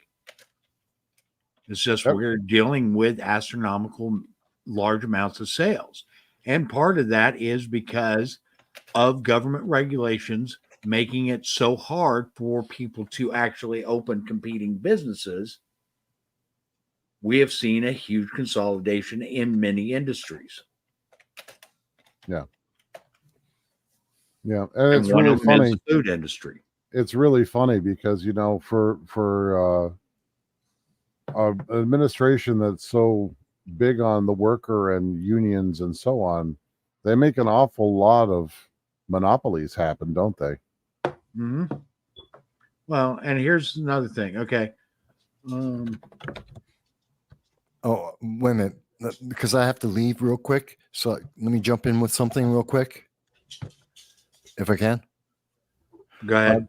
There's a comment here from Be Heard Photography. Be Heard Photography. I think that's how it's pronounced. Beard Beard? photography. Yeah. Oh, Beard. Okay. Beard Photography is mentioning, and this is a response to someone else in the comments, but they're saying Trump is going to possibly give RFK a cabinet position. I've heard a lot of people say this in many of the comments right now, that was part of the deal. And I just want to address that real quick for people. Even if Trump does that, whether it's the CIA or it's in charge of the NIH, doesn't matter what department it could possibly be, doesn't matter. He'll never get that. See, Trump can make the promise and RFK can make the ask, and they'll be like, yes, he's going to be the Secretary of Health and Administration, whatever. Doesn't matter what it is. Not one Democrat will vote for him. The Democrats hate him. They will do anything and everything they can to make sure that he never gets to see any other political position because he helped Orange Man bad, because he didn't help Kamala Harris in part of the lie that Joe Biden is anything but a zombie part-time president, because he didn't commit to the lie, because he didn't push to maintain the power of Democrats right now. He is going to never get anything. It doesn't matter what Trump promised. Doesn't matter what he agreed to. Doesn't matter what they think. I'm not saying it isn't part of a deal. It might be. But the fact is, he'll never actually get that. So, and I think there are enough smart people working with RFK. There are enough smart people that work with Trump. And there's enough smart, and I think RFK and Donald Trump are smart enough. They know this. They know that Democrats will put up a wall and will never vote for him. And he did it anyway. That should tell people something, that he knows he will get stonewalled. They will never approve of him. They will never let him get an actual position of power. And he did it anyway because it's that important to him. I have a question. Go ahead. Yeah. I'm head of the FDA. Is that an appointment that has to be confirmed by the Senate? The FDA? Yes. Yeah. Yes. So that does require a Senate confirmation. Yes. Yes. Huh. Okay. I only ask because the when RFK appeared tonight at the Arizona rally for the Turning Point USA, there was big talk from RFK himself when he got on the stage with Donald Trump, talking about combating the poisons of our food supply, right? The chemicals that we use in it, and so on and so forth.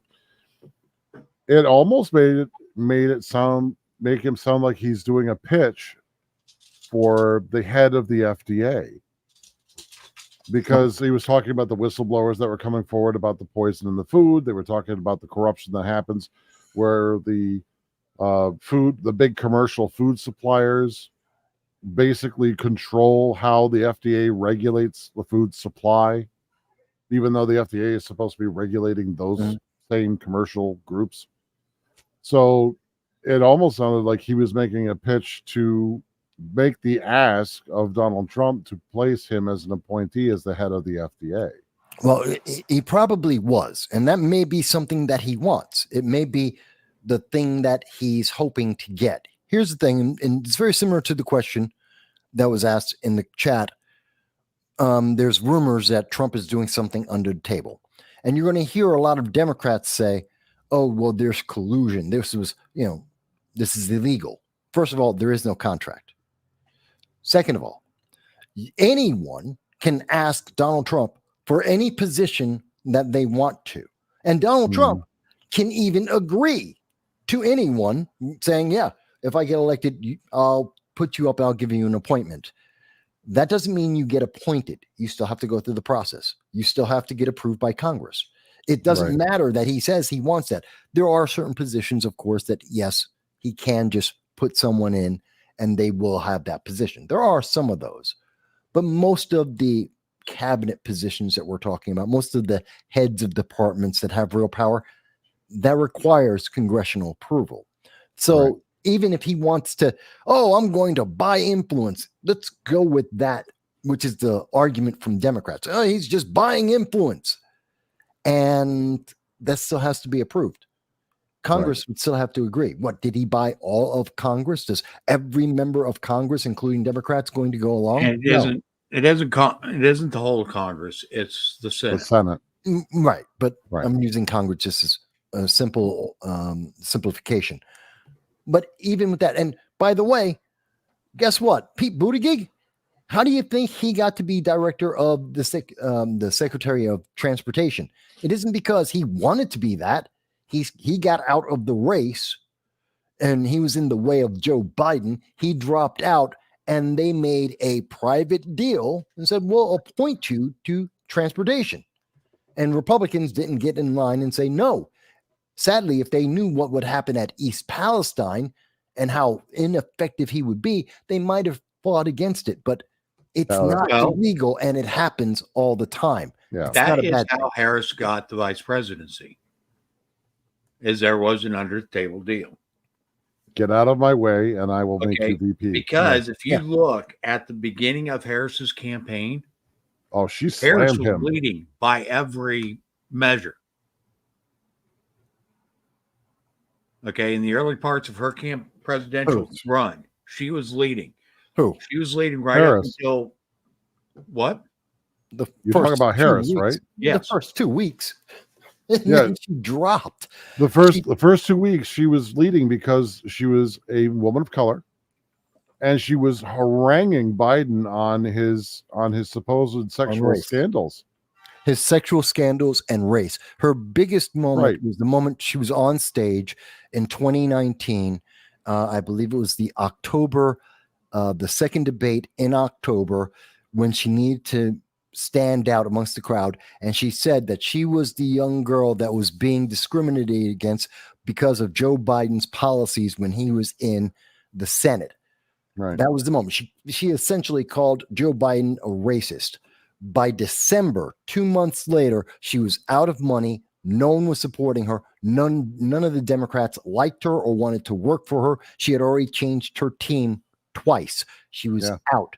And they only brought her back because Joe Biden Made a deal. stupidly made the condition, the limitation, that he wouldn't pick the best person. He would pick a black woman, which is a limiting. That's a filter. It means the best person is out. Now you may say, but Mike, the best person could be a black woman. Yes, it could also be a black man, an Asian woman.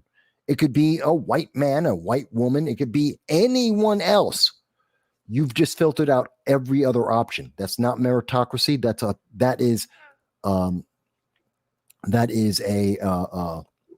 It's a dictatorship, autocracy.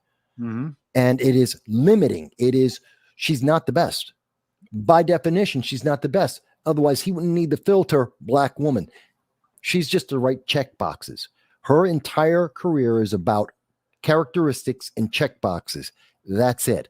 It's insulting to America that she is doing what she has done. She did drop out early. I do agree with that. But like I said, she had the press behind her because a lot of the press were predicting in the beginning for her to win. She had a lot of things going for her. She was able to raise money early on. Then something happened that she wasn't raising funds as quickly. Right. People listen to her. Yeah. Okay. She opened her mouth. Yeah, literally. That's why she hasn't. But also, about the same time that was all going on is when Biden started coming into the race, and Biden knew that he needed to get her out of the race quickly because if she is able to build up much steam,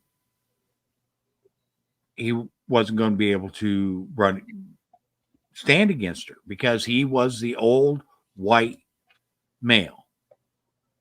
The very epitome of what they're against. Yeah, there's a lot to that. Let me do this. I've got to jump.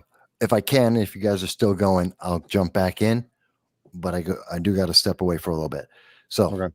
just letting you know. Yep. Hey, I love everyone. I love it. We're almost at 200 people watching us live on Awesome. Friday night. I really love you guys. The audience is incredible. This is worth talking about. You It know, is. don't let the chat go quiet. Keep talking, folks. And I'll try and get back if I can in time before the show ends. If not, I will see you guys again very, very soon. You take care, Michael. Yeah, I'm gonna let you guys finish up. I got some stuff I gotta go do. Yeah, we're gonna probably be wrapping it up here pretty quick anyway. Yep. All right, I'll talk to you guys later. All right. Have a good night, Jan. If you look at a lot of the early parts of Harris's campaign Right. and the press coverage and so forth, Kamala was slated to be the shoo-in for the Right. Democrats. Okay. And when Biden entered the race, because if you remember, right, Biden entered the race late. Yeah, he did. Mm-hmm. Okay. And Kamala had already been doing really, really well. Right. Okay. It just, the timing and everything, it doesn't make sense to me how she didn't get a deal, because every other candidate, she was beaten hands down. Right. Yeah. Okay. Well, I and think then Biden all of a they sudden comes realized. in. I think they realized how much she would compromise any ticket that she was in, because when she opened her mouth to speak, if it wasn't about race and it wasn't about sexism, she couldn't get past the first sentence. The thing is, she had the support. That's what I'm trying to get at. Right. She had the support. And then all of a sudden it just goes away. No, I could make a very I don't off-color believe comment. that. I could make a very off-color comment right now, but I won't. Yeah. But the point is, I see what you're saying. And yeah, it doesn't make any sense. If she had that kind of support to start with, what changed that caused them to swing to Biden, especially knowing, excuse me, especially knowing, I can remember when Biden first entered the race and he was speaking, and it's the tail end of the pandemic, tail end of COVID. And I'm looking at this guy and I'm going, he's not going to make it. Mm-hmm. Even then, there were signs of him sundowning and having cognitive problems. Right. And I had said on Twitter, it's somewhere in my feed. I'm sure someone will go back and look for it and, do whatever. If you want to, fine. It's there. I don't delete anything. Except once. I did delete something once, and that was because the person that posted it was a missing persons appeal. And they found the person, and he said, please take this down. So that's the only thing I've ever deleted from Twitter. And you go back there, and even then, I was like, if anybody else were to do this to an elderly man, it would be elderly abuse. It'd be elder abuse. Don't make him run. But the claim was that she dropped out of the race because she wasn't able to get donations. Okay, yeah, but then where did the money go? That was her claim. So somebody funneled money away from her, because it wasn't that she couldn't get them; she had them. Right. That's so. Where did they go? Early on, she was raising more money than any other candidate in the race. Right. Okay. She was leading in all the polls early on, and then all of a sudden that just changes. All of a sudden, I still say there's a backroom deal. And that's how, okay. And Biden made the comment to set the stage to pick her. Right. Okay. Yeah, I don't know. Be completely wrong, but I don't think I am. I think you're asking the correct questions. I just don't know that we'll ever have the answer. Oh, I know we won't. Okay, because those backroom deals we never find out about. Yeah. Okay, and this has happened all the way throughout history. Okay, with the exception of some of the first elections. Right. Okay, throughout history, there's been deals made. Okay, you drop out of the race, I'll give you this cabinet position. I'll give Yeah. you this position. I'll give you that position.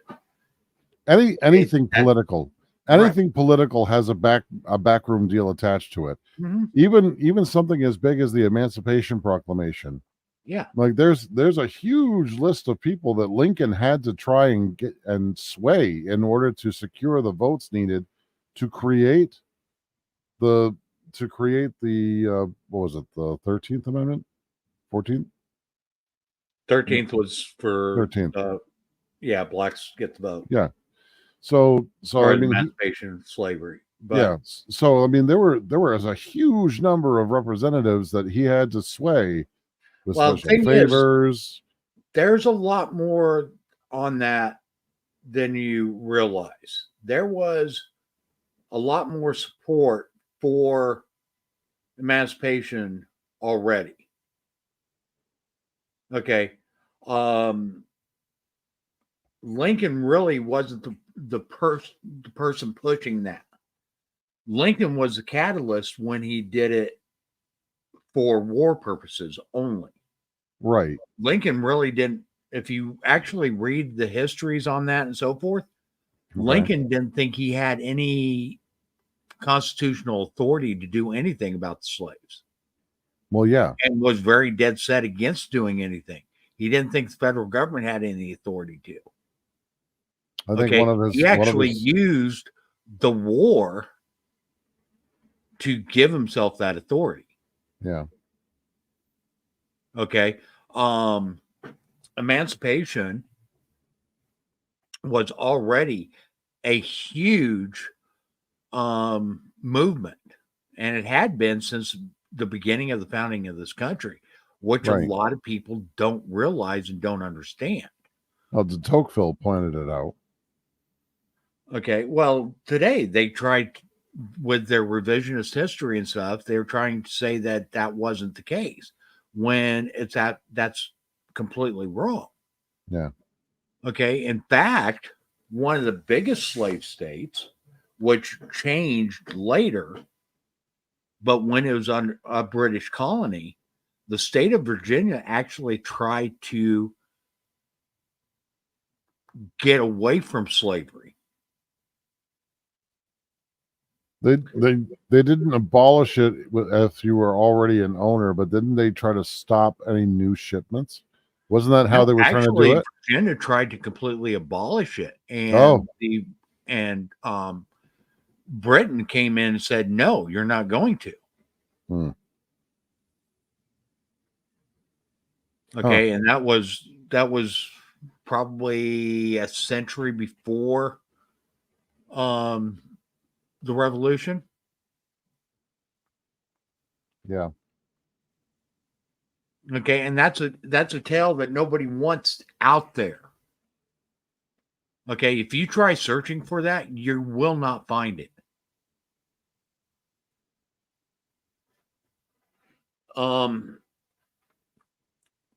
Also, the abolishment of slavery, the Abolition Coalition was huge, especially in the North. And it was actually going through and starting to pick up steam in the South. There was a lot of anti-slavery people in the South that a lot of people don't understand either. Yeah. Okay, and it was picking up movement there and so forth. But it was picking up support with the wrong people. Yeah. In the South. And that's why we ended up seeing the states' rights and so forth, because a lot of the legislation and so forth believed that their economy was so ingrained with slavery that they couldn't afford to get rid of it. Right. Well, Okay, I know from reading reading from many of the accounts of some of the more famous generals from the South in that period. They talk of abolition, but they talk about abolition on the South's own cultural timeline. They were going to eventually get rid of it. That a lot of what I got from it was that a lot of them were going to get rid of it. It's just they were going to do it in their own good time. They weren't gonna just willy-nilly say, "Hey, you all are free," and then, let them go about their business. The freed slaves. They wouldn't just do that. Some of them actually felt that was an injustice. I can't remember which one. It wasn't Jackson. It was oh God, what was his name? He was one of the generals of the Confederacy, but he was a very devout Christian, like of the evangelist type, maybe Baptist if they had the Baptist at the time, but he believed in taking his slaves and teaching them the Bible, and from the Bible, reading, writing, business at some level. And eventually he saw that education as their means of gaining their emancipation from their slavery. So, but when he was asked about it, would you be able to free them today? He's like, no, they're not ready yet. If I were to do that today, they would likely starve. So, I mean, there was still, yeah. So there it is. Did it? Mm-hmm. Huh. So this is prior to the Revolution. Virginia tried to abolish slaves, and Britain vetoed it. Didn't Britain say they ended slavery in like 1850 or something like that, or was it 1580? Okay. Maybe I'm getting the numbers mixed up. Yeah.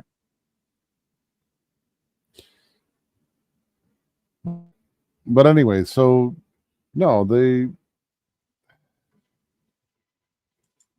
was an interesting thing that I didn't expect to read, that there was the abolitionist movement actually was going through the South, but it was at a much slower rate than it was in the North. Mm-hmm. But you're right, Lincoln, if he could have settled the issue of cessation without getting rid of slavery, he would have. Well, here's the thing. His main goal was just keeping the Union together.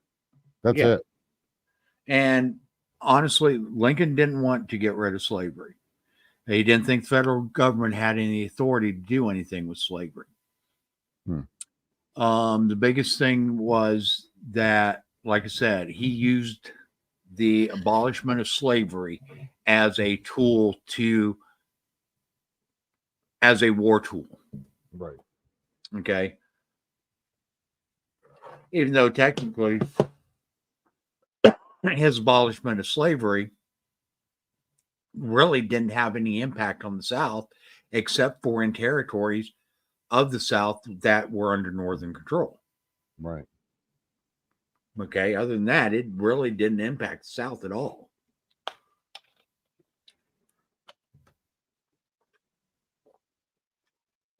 My jug is bigger than yours. Okay, but those are stories out of the slavery debate that people do not hear. Yeah. Because it's contrary and counter to the narrative that we're being fed. Yeah. Okay. Speaking of narratives of being fed, to go back to something a little bit earlier when we were talking about illegal immigrants, many of them are single men that entered this country. Mm-hmm. Right. Most of them are actually illegal immigration. Mm-hmm. Many times is a version of slavery. Yes. Okay. Because a lot of these people are enslaved to cartels. Yep. As their means of getting up here to begin with. So a lot of that money that goes back via Western Union doesn't necessarily go to families. It goes to cartels. Yeah. Okay. That's one thing. Another thing that ends up happening is they, like I said, they are enslaved to the cartels for coming up here. That's a lot of the women that do end up coming up here end up in the sex trades. The women and the children. Mm-hmm. And I was actually going to touch on that when we were talking about it, because the number of children that have been lost in this country, right, they're gone. Government doesn't know where they are. In fact, government facilitated their disappearance in many of these cases. and they just don't know where they've gone off to. And a lot of them have gone off to people that we can neither confirm nor deny if they're part of the cartels or not. But we do know that when they do pop back up, most of the time it's because they're either been horrendously abused or they're dead. So, I mean, there is no really harnessing these people for any kind of constructive benefit, either for the nation itself or for them. It would be far more beneficial to send them all home with knowledge, so that our export isn't any kind of this identity politics export, but actual liberty and what it means to be free, so that they can build their own liberty at home. But before we can do that, we, the people, have to understand what that means. We can't just send them home saying, if you want to be free, you got to be like me. What does that mean? We don't even know what that means in many cases. Okay, so this here is from a migration portal. I'm going to go ahead and put this up on the screen because we were talking about immigration or illegal immigration. Okay, so recent trends. In 2020, total number of victims of trafficking detected around the world by the UNODC declined for the first time in 20 years as the pandemic limited opportunities for traffickers and its detection. Right. Okay. Now, get down here a little bit further. Okay. The highlighted area. Among human trafficking victims identified between 2002 and 2022, the highest shares were citizens of the following countries: the Ukraine, 16%, Philippines, 11%, United States of America, 10%, Republic of Moldavia, 9%, Mexico, 7%. Okay, and a lot of these people that are coming from Central and South America are literally slaves to the cartels. Yeah. Okay, And especially if they are minors or women. And that's something that was shown in congressional hearings. Mm-hmm. Like when they were showing the wristbands that identified them for the cartels. Right. And there was an expose done by James O'Keefe. And no matter what you think of the guy, his undercover journalism does get results. Mm-hmm.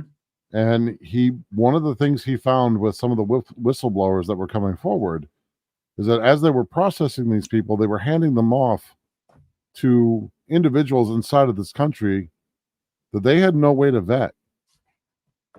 They didn't have any kind of documentation.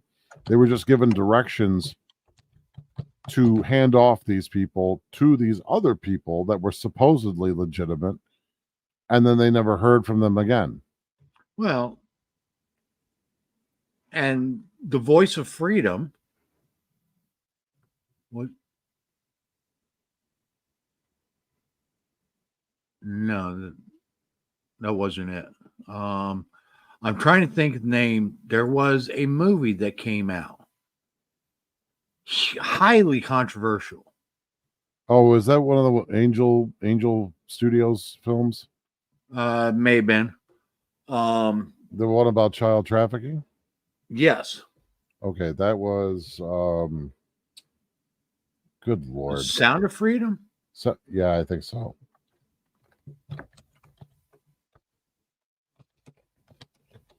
Yeah, Sound of Freedom.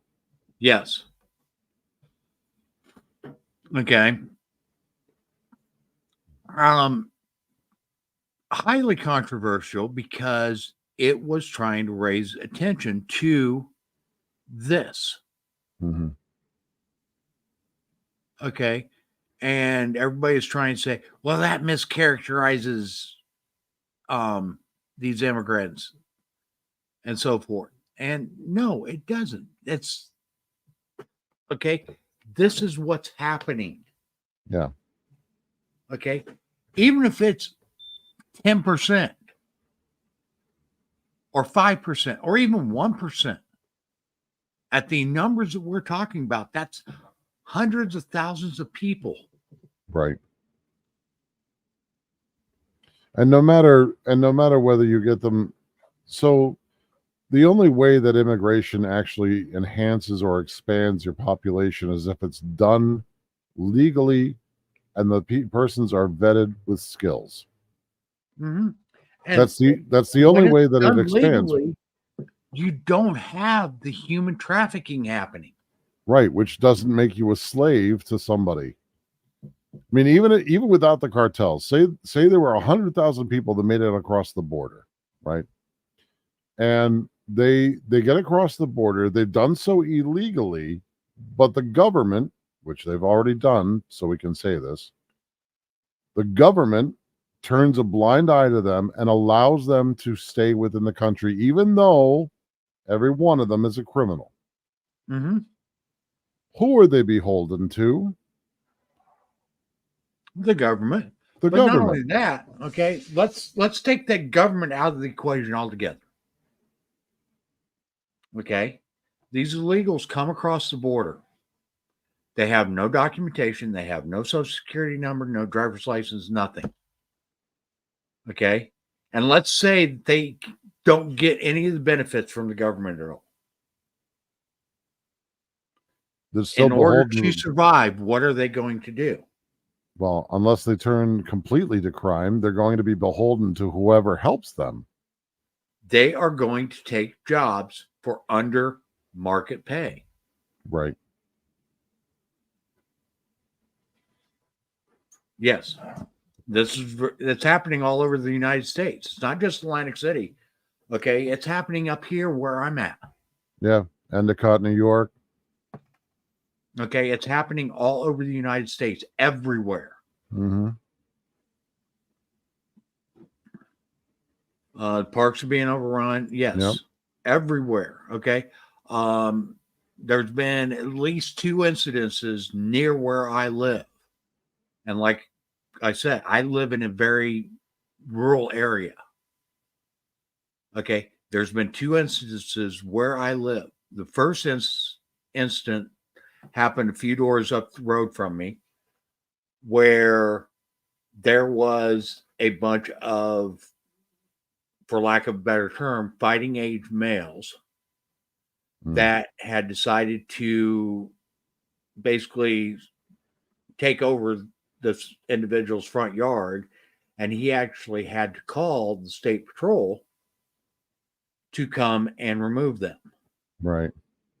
The other location, which was near me as well, okay, again, it was a bunch of fighting age males, okay, men in their Probably. late teens to early 30s. Yeah. So you're like late teens. So yeah. Mm. Okay. Again, they were in this individual's yard. The guy comes out and says, "Hey, get out of here."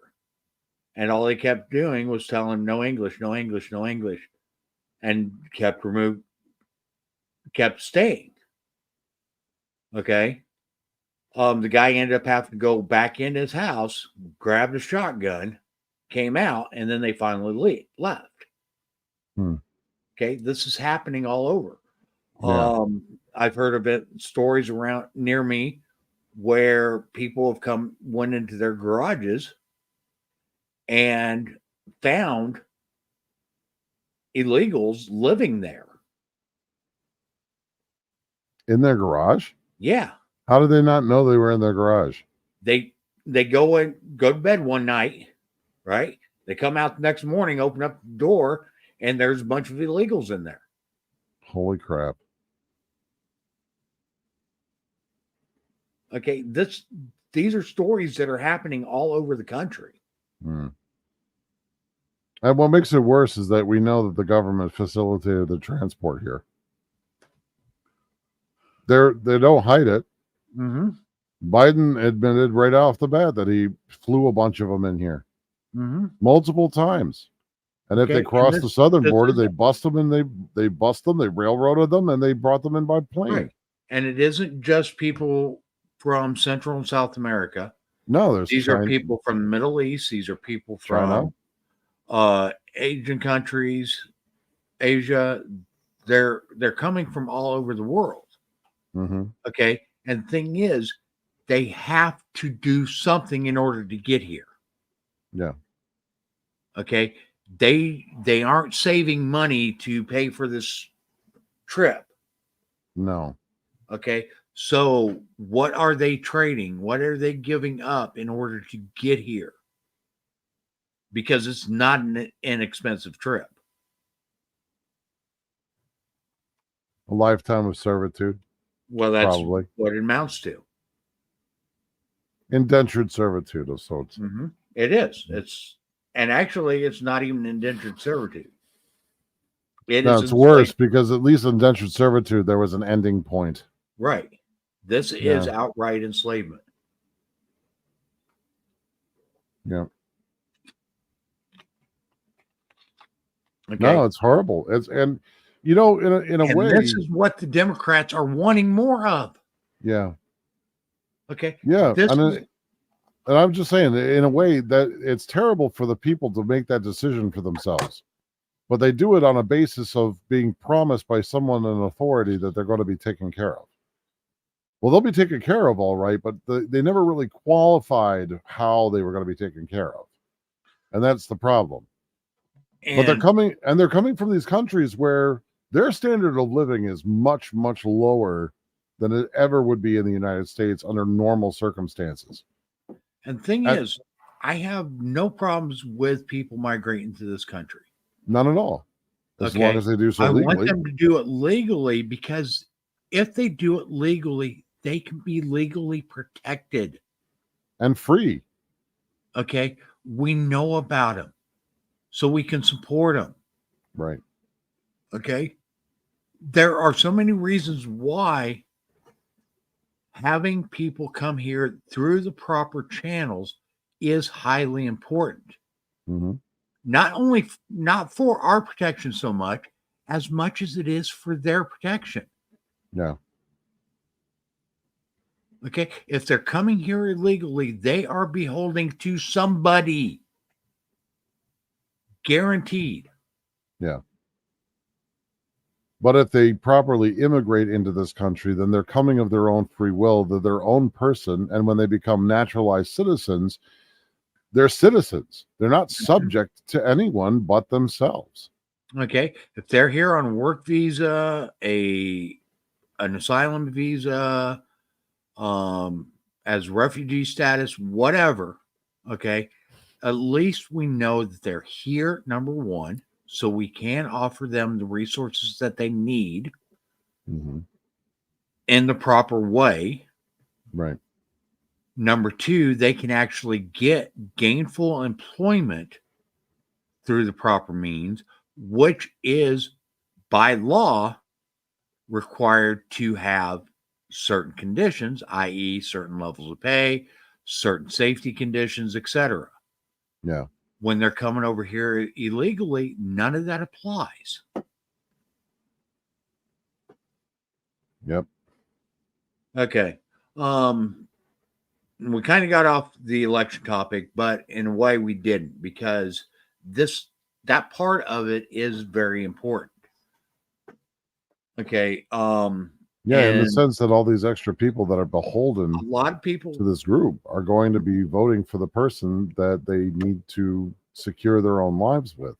And if you've been following our show for any time, or you go back to some of our earlier episodes, you'll find out that I'm not a huge fan of the federal government actually controlling immigration. No. I'm not. Okay. Because I cannot find anywhere in the United States Constitution, with the exception of possibly the common defense, right, of where you could qualify immigration as being a power invested into the federal government. Naturalization is a power of the government, okay? And that is to set the rules for becoming a U.S. citizen. However, immigration is not a part of that. I'll have to read it again, but it doesn't say to specifically secure the border. No. So it really, does that not. should be up to the states then. Mm-hmm. The border states should be the ones controlling the border. Yeah. Because you go in here, right? Now I'm going to pull it up here. Unless they make the argument that securing the border is part of national defense. Well, see, that's the thing is, okay, Congress shall have the power to lay and collect taxes, duties, imposts, excises, and pay for the debts and provide for the common defense and general welfare of the United States. But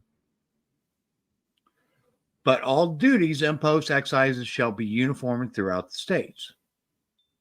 Okay, borrow money on the credit of the United States. So providing for the right, so for providing the common defense, which could be argued as securing the border, really, when they wrote that, they were actually talking about a military.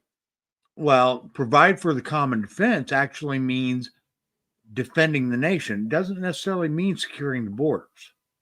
It Right. means okay. What I was saying is the common defense was actually about either providing for the militia to defend the nation, or have a standing army for the defense. And I'll get into nation. that here in just a second. Right. Okay. So regulate commerce with foreign nations among the several states and with the Indian tribes. Mm-hmm. So right here is the clause that one of the clauses I'm particularly concerned about. Okay. To establish a uniform rule of naturalization and uniform laws on the subject of bankruptcies throughout the United States. Okay. Nowhere in that clause does it say anything about immigration. Okay. To coin money and regulate the value thereof, to provide punishment for counterfeiting of the securities and current coin of the United States, to establish post roads and post offices post road, to promote the progress of science. And we'll have to get into a discussion on that one of these nights, because there's a lot of things there that are misinterpreted. To promote the progress of science and useful arts by securing limited times to authors and inventors the exclusive right to their respective writings and discoveries. Tribunals constitute tribunals inferior to the Supreme Court. Define and punish piracies, felonies committed on the high sea, and offenses against the law of nations. Declare war, blah, blah, blah. Okay. So right here, to provide for calling forth the militia and executing the laws of the Union, suppress insurrections, and repel invasions. Right. Okay. To provide for organizing, arming, disciplining the militia, and for governing such part of them as may be employed in the service of the United States, reserving to the states respectively the appointment of officers and the authority and training of the militia according to the discipline prescribed by Congress. Okay. Oh, right here. To declare war, grant letters of marque and reprisal, and make the rules concerning capture on land and water. To raise and support armies, but no appropriation of money to that use shall be for a longer term than 2 years. To provide and maintain a navy. To make the rules for governing the regulations of the land and naval forces. Right. Okay. So every 2 years, Congress is vote to keep the Army, Air Force, Marine Corps is part of the Navy, so they don't qualify because Navy's ongoing. Right. Okay. So Space Force, which is the new one. Yeah. The Army and the Air Force. And even actually the Coast Guard. Okay. Are to be approved every 2 years. Hmm. Okay. That was our hedge against standing armies. Right. They did not want armies to be, okay, the money appropriated for them wasn't supposed to be ongoing. Right.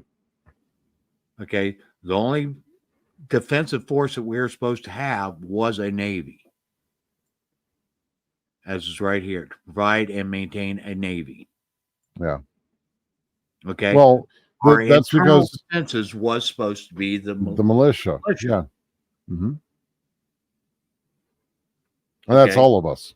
Right. That just to be clear, that's not the National Guard. That's all of us. That's No. the citizenry of the Right. United States, which is why, in order to maintain a free state, the right of a person, the right of the people to bear arms shall not be infringed, because we the people make up the militia that maintains a free state or a state of freedom. Mm-hmm.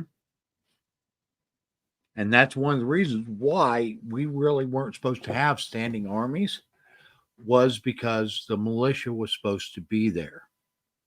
And if we had a militia that was comprised of, at the time, they believed just males, fighting age males, all trained in the art of war.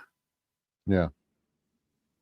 Okay. And disciplined as such, both organized and unorganized.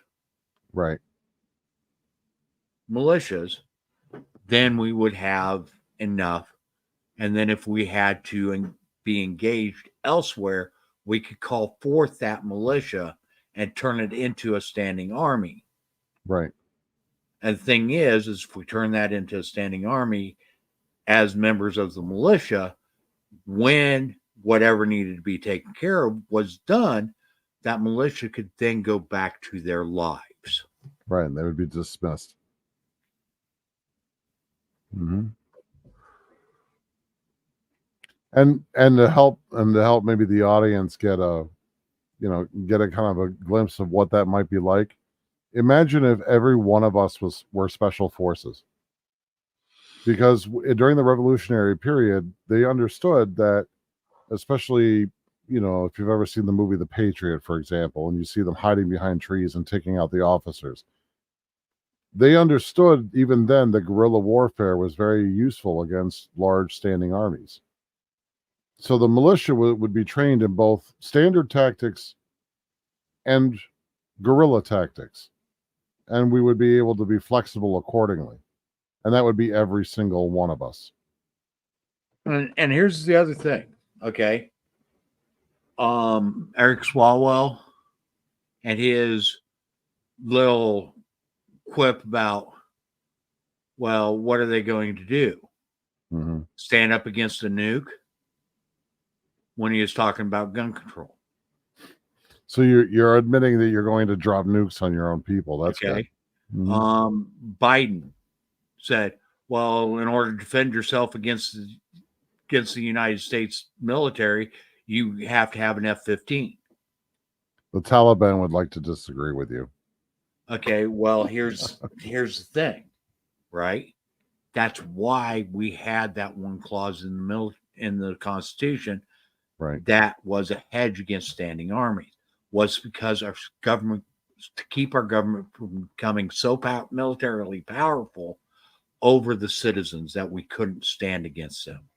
Right. That's why the Second Amendment was put in place. And the Second Amendment applies to all armaments. Mm-hmm. All of them. If anything that the government can use, you can use. That was the purpose of the Second Amendment. Now, the restriction comes from ability. Are you financially able to maintain an ICBM? That is one. Number two, are you competent enough to be able to maintain an ICBM? Right. See, so it all comes down to ability. It doesn't come down to government regulation. That's why when these anti-gun proponents are like, oh, well, you keep leaving out well-regulated. Well, well regulated didn't mean legislated. Well regulated meant that your unit, your militia, Well, had to be well regulated actually meant in good working order. Right. Yes. That's correct. Okay. And part of that good working order was training. Yep. Okay. Training, It didn't supply. mean that you had to be trained in how a firearm operated. Yep. Okay.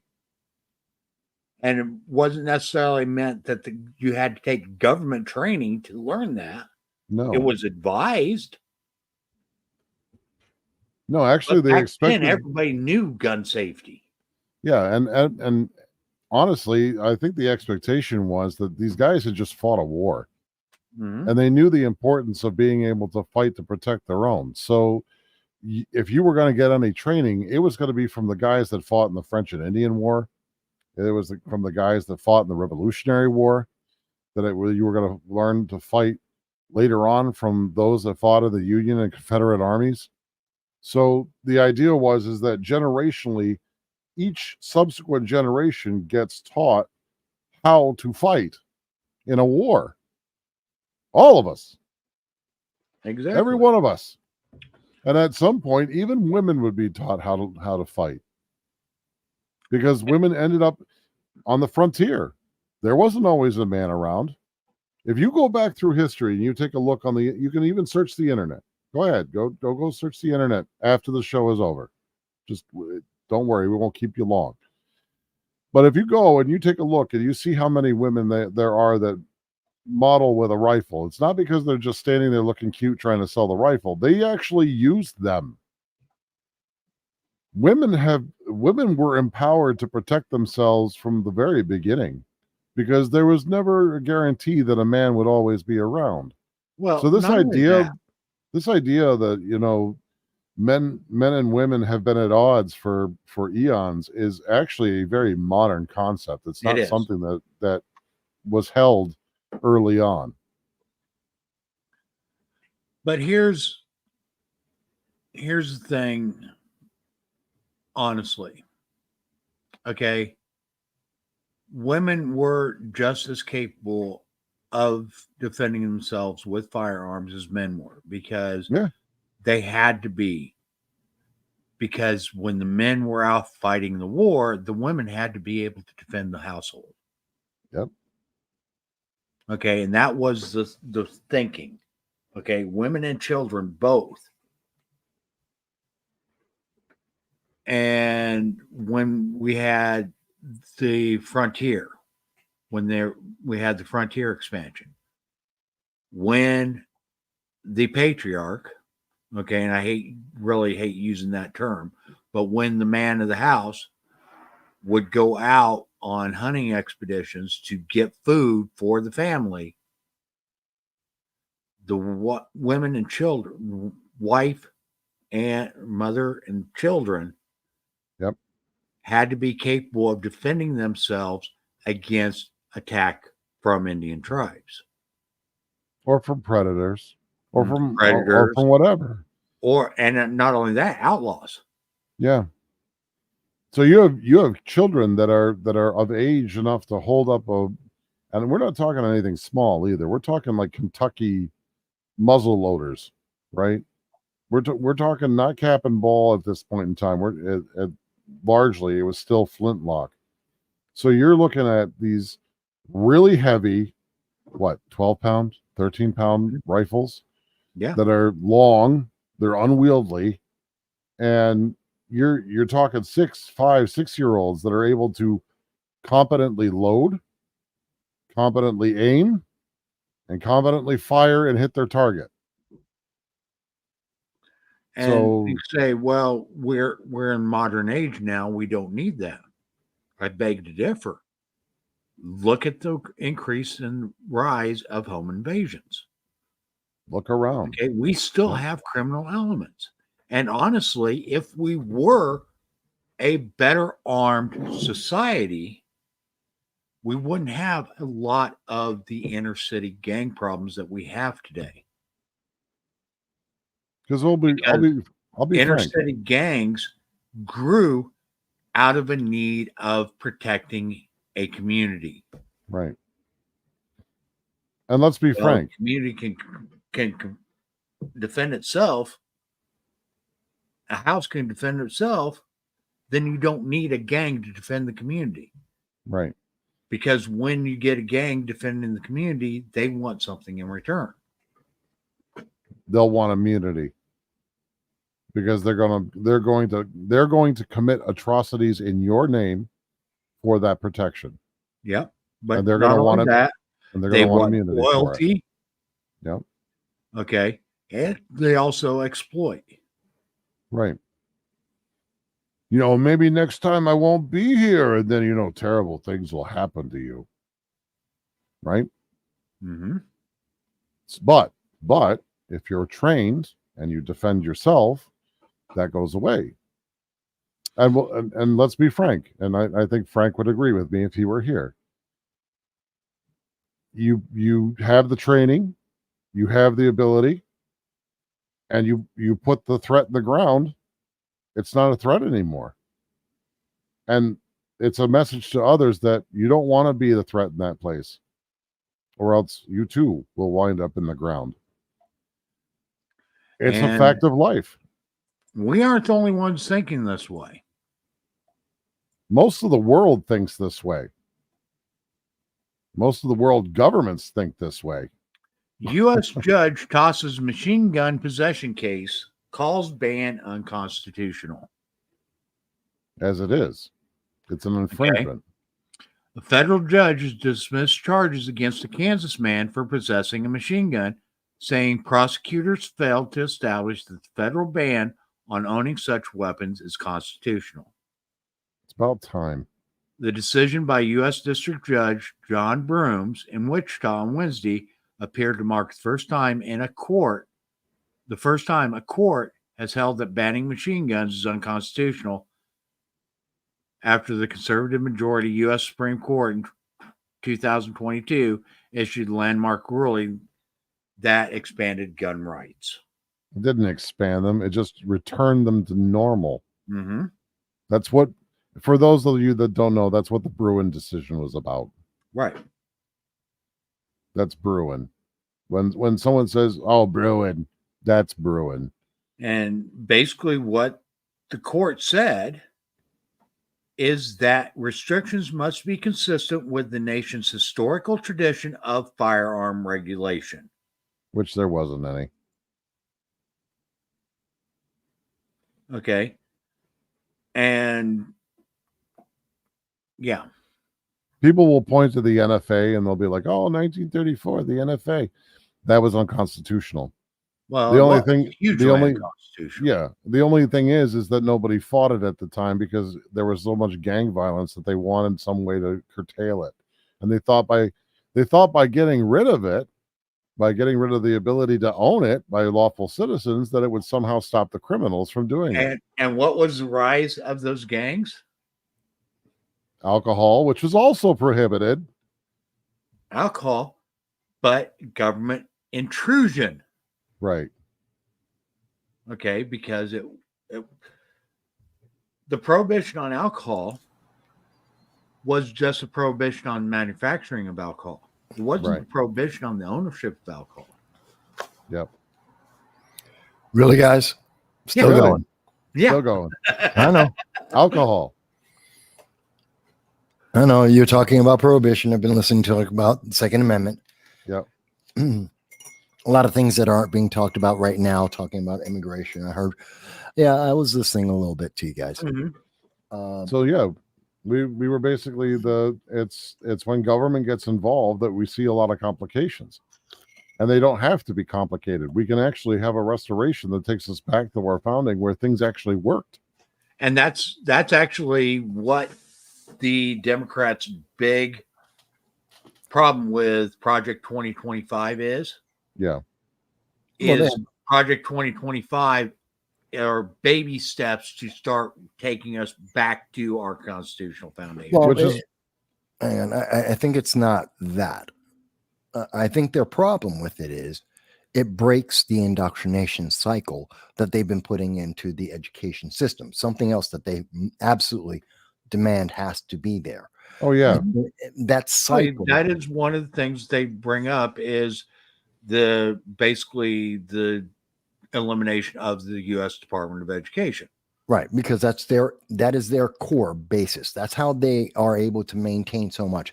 Why do so many people think that the Second Amendment, which you've been talking about, is something that is meant for recreation and sports and doesn't include every citizen?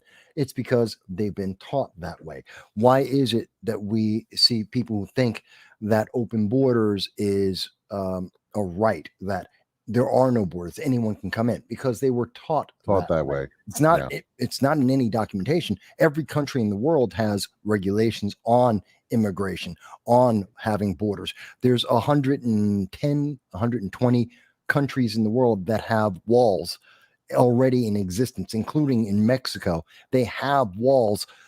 So it's not unusual or uncommon. It's actually the norm.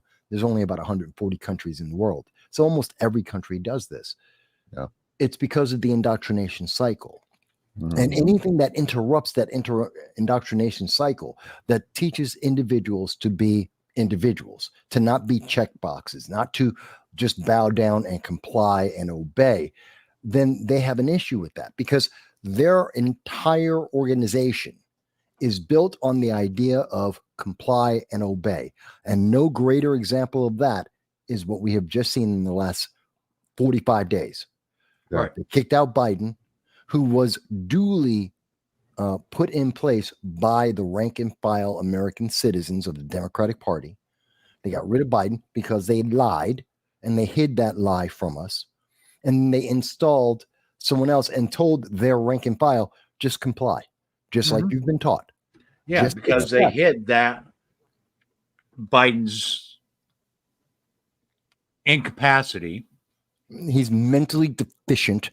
Mhm. That is a fact. He's mentally deficient. Right. He's a part-time. And they hid that person. during the primary process when they were supposed to be selecting their candidate.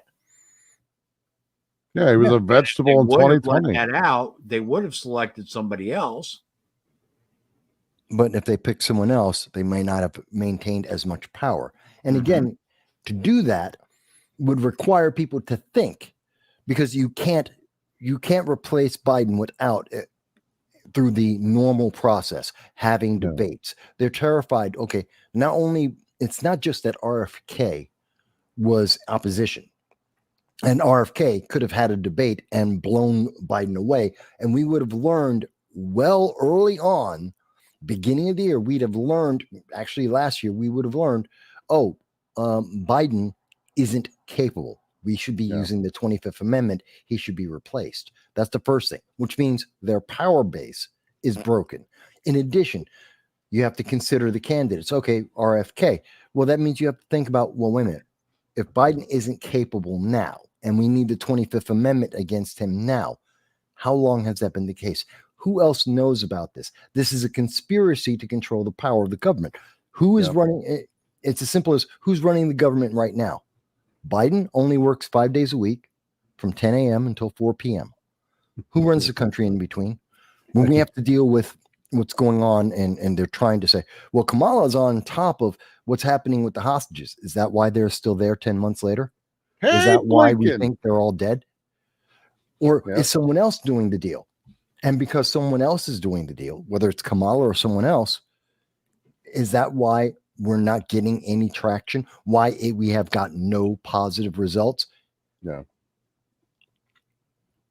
I mean, these are questions that we're going to have to answer, but I'm going to have to let you guys go. Yeah, I just came I'm back. actually going to wrap things up right now. Yep.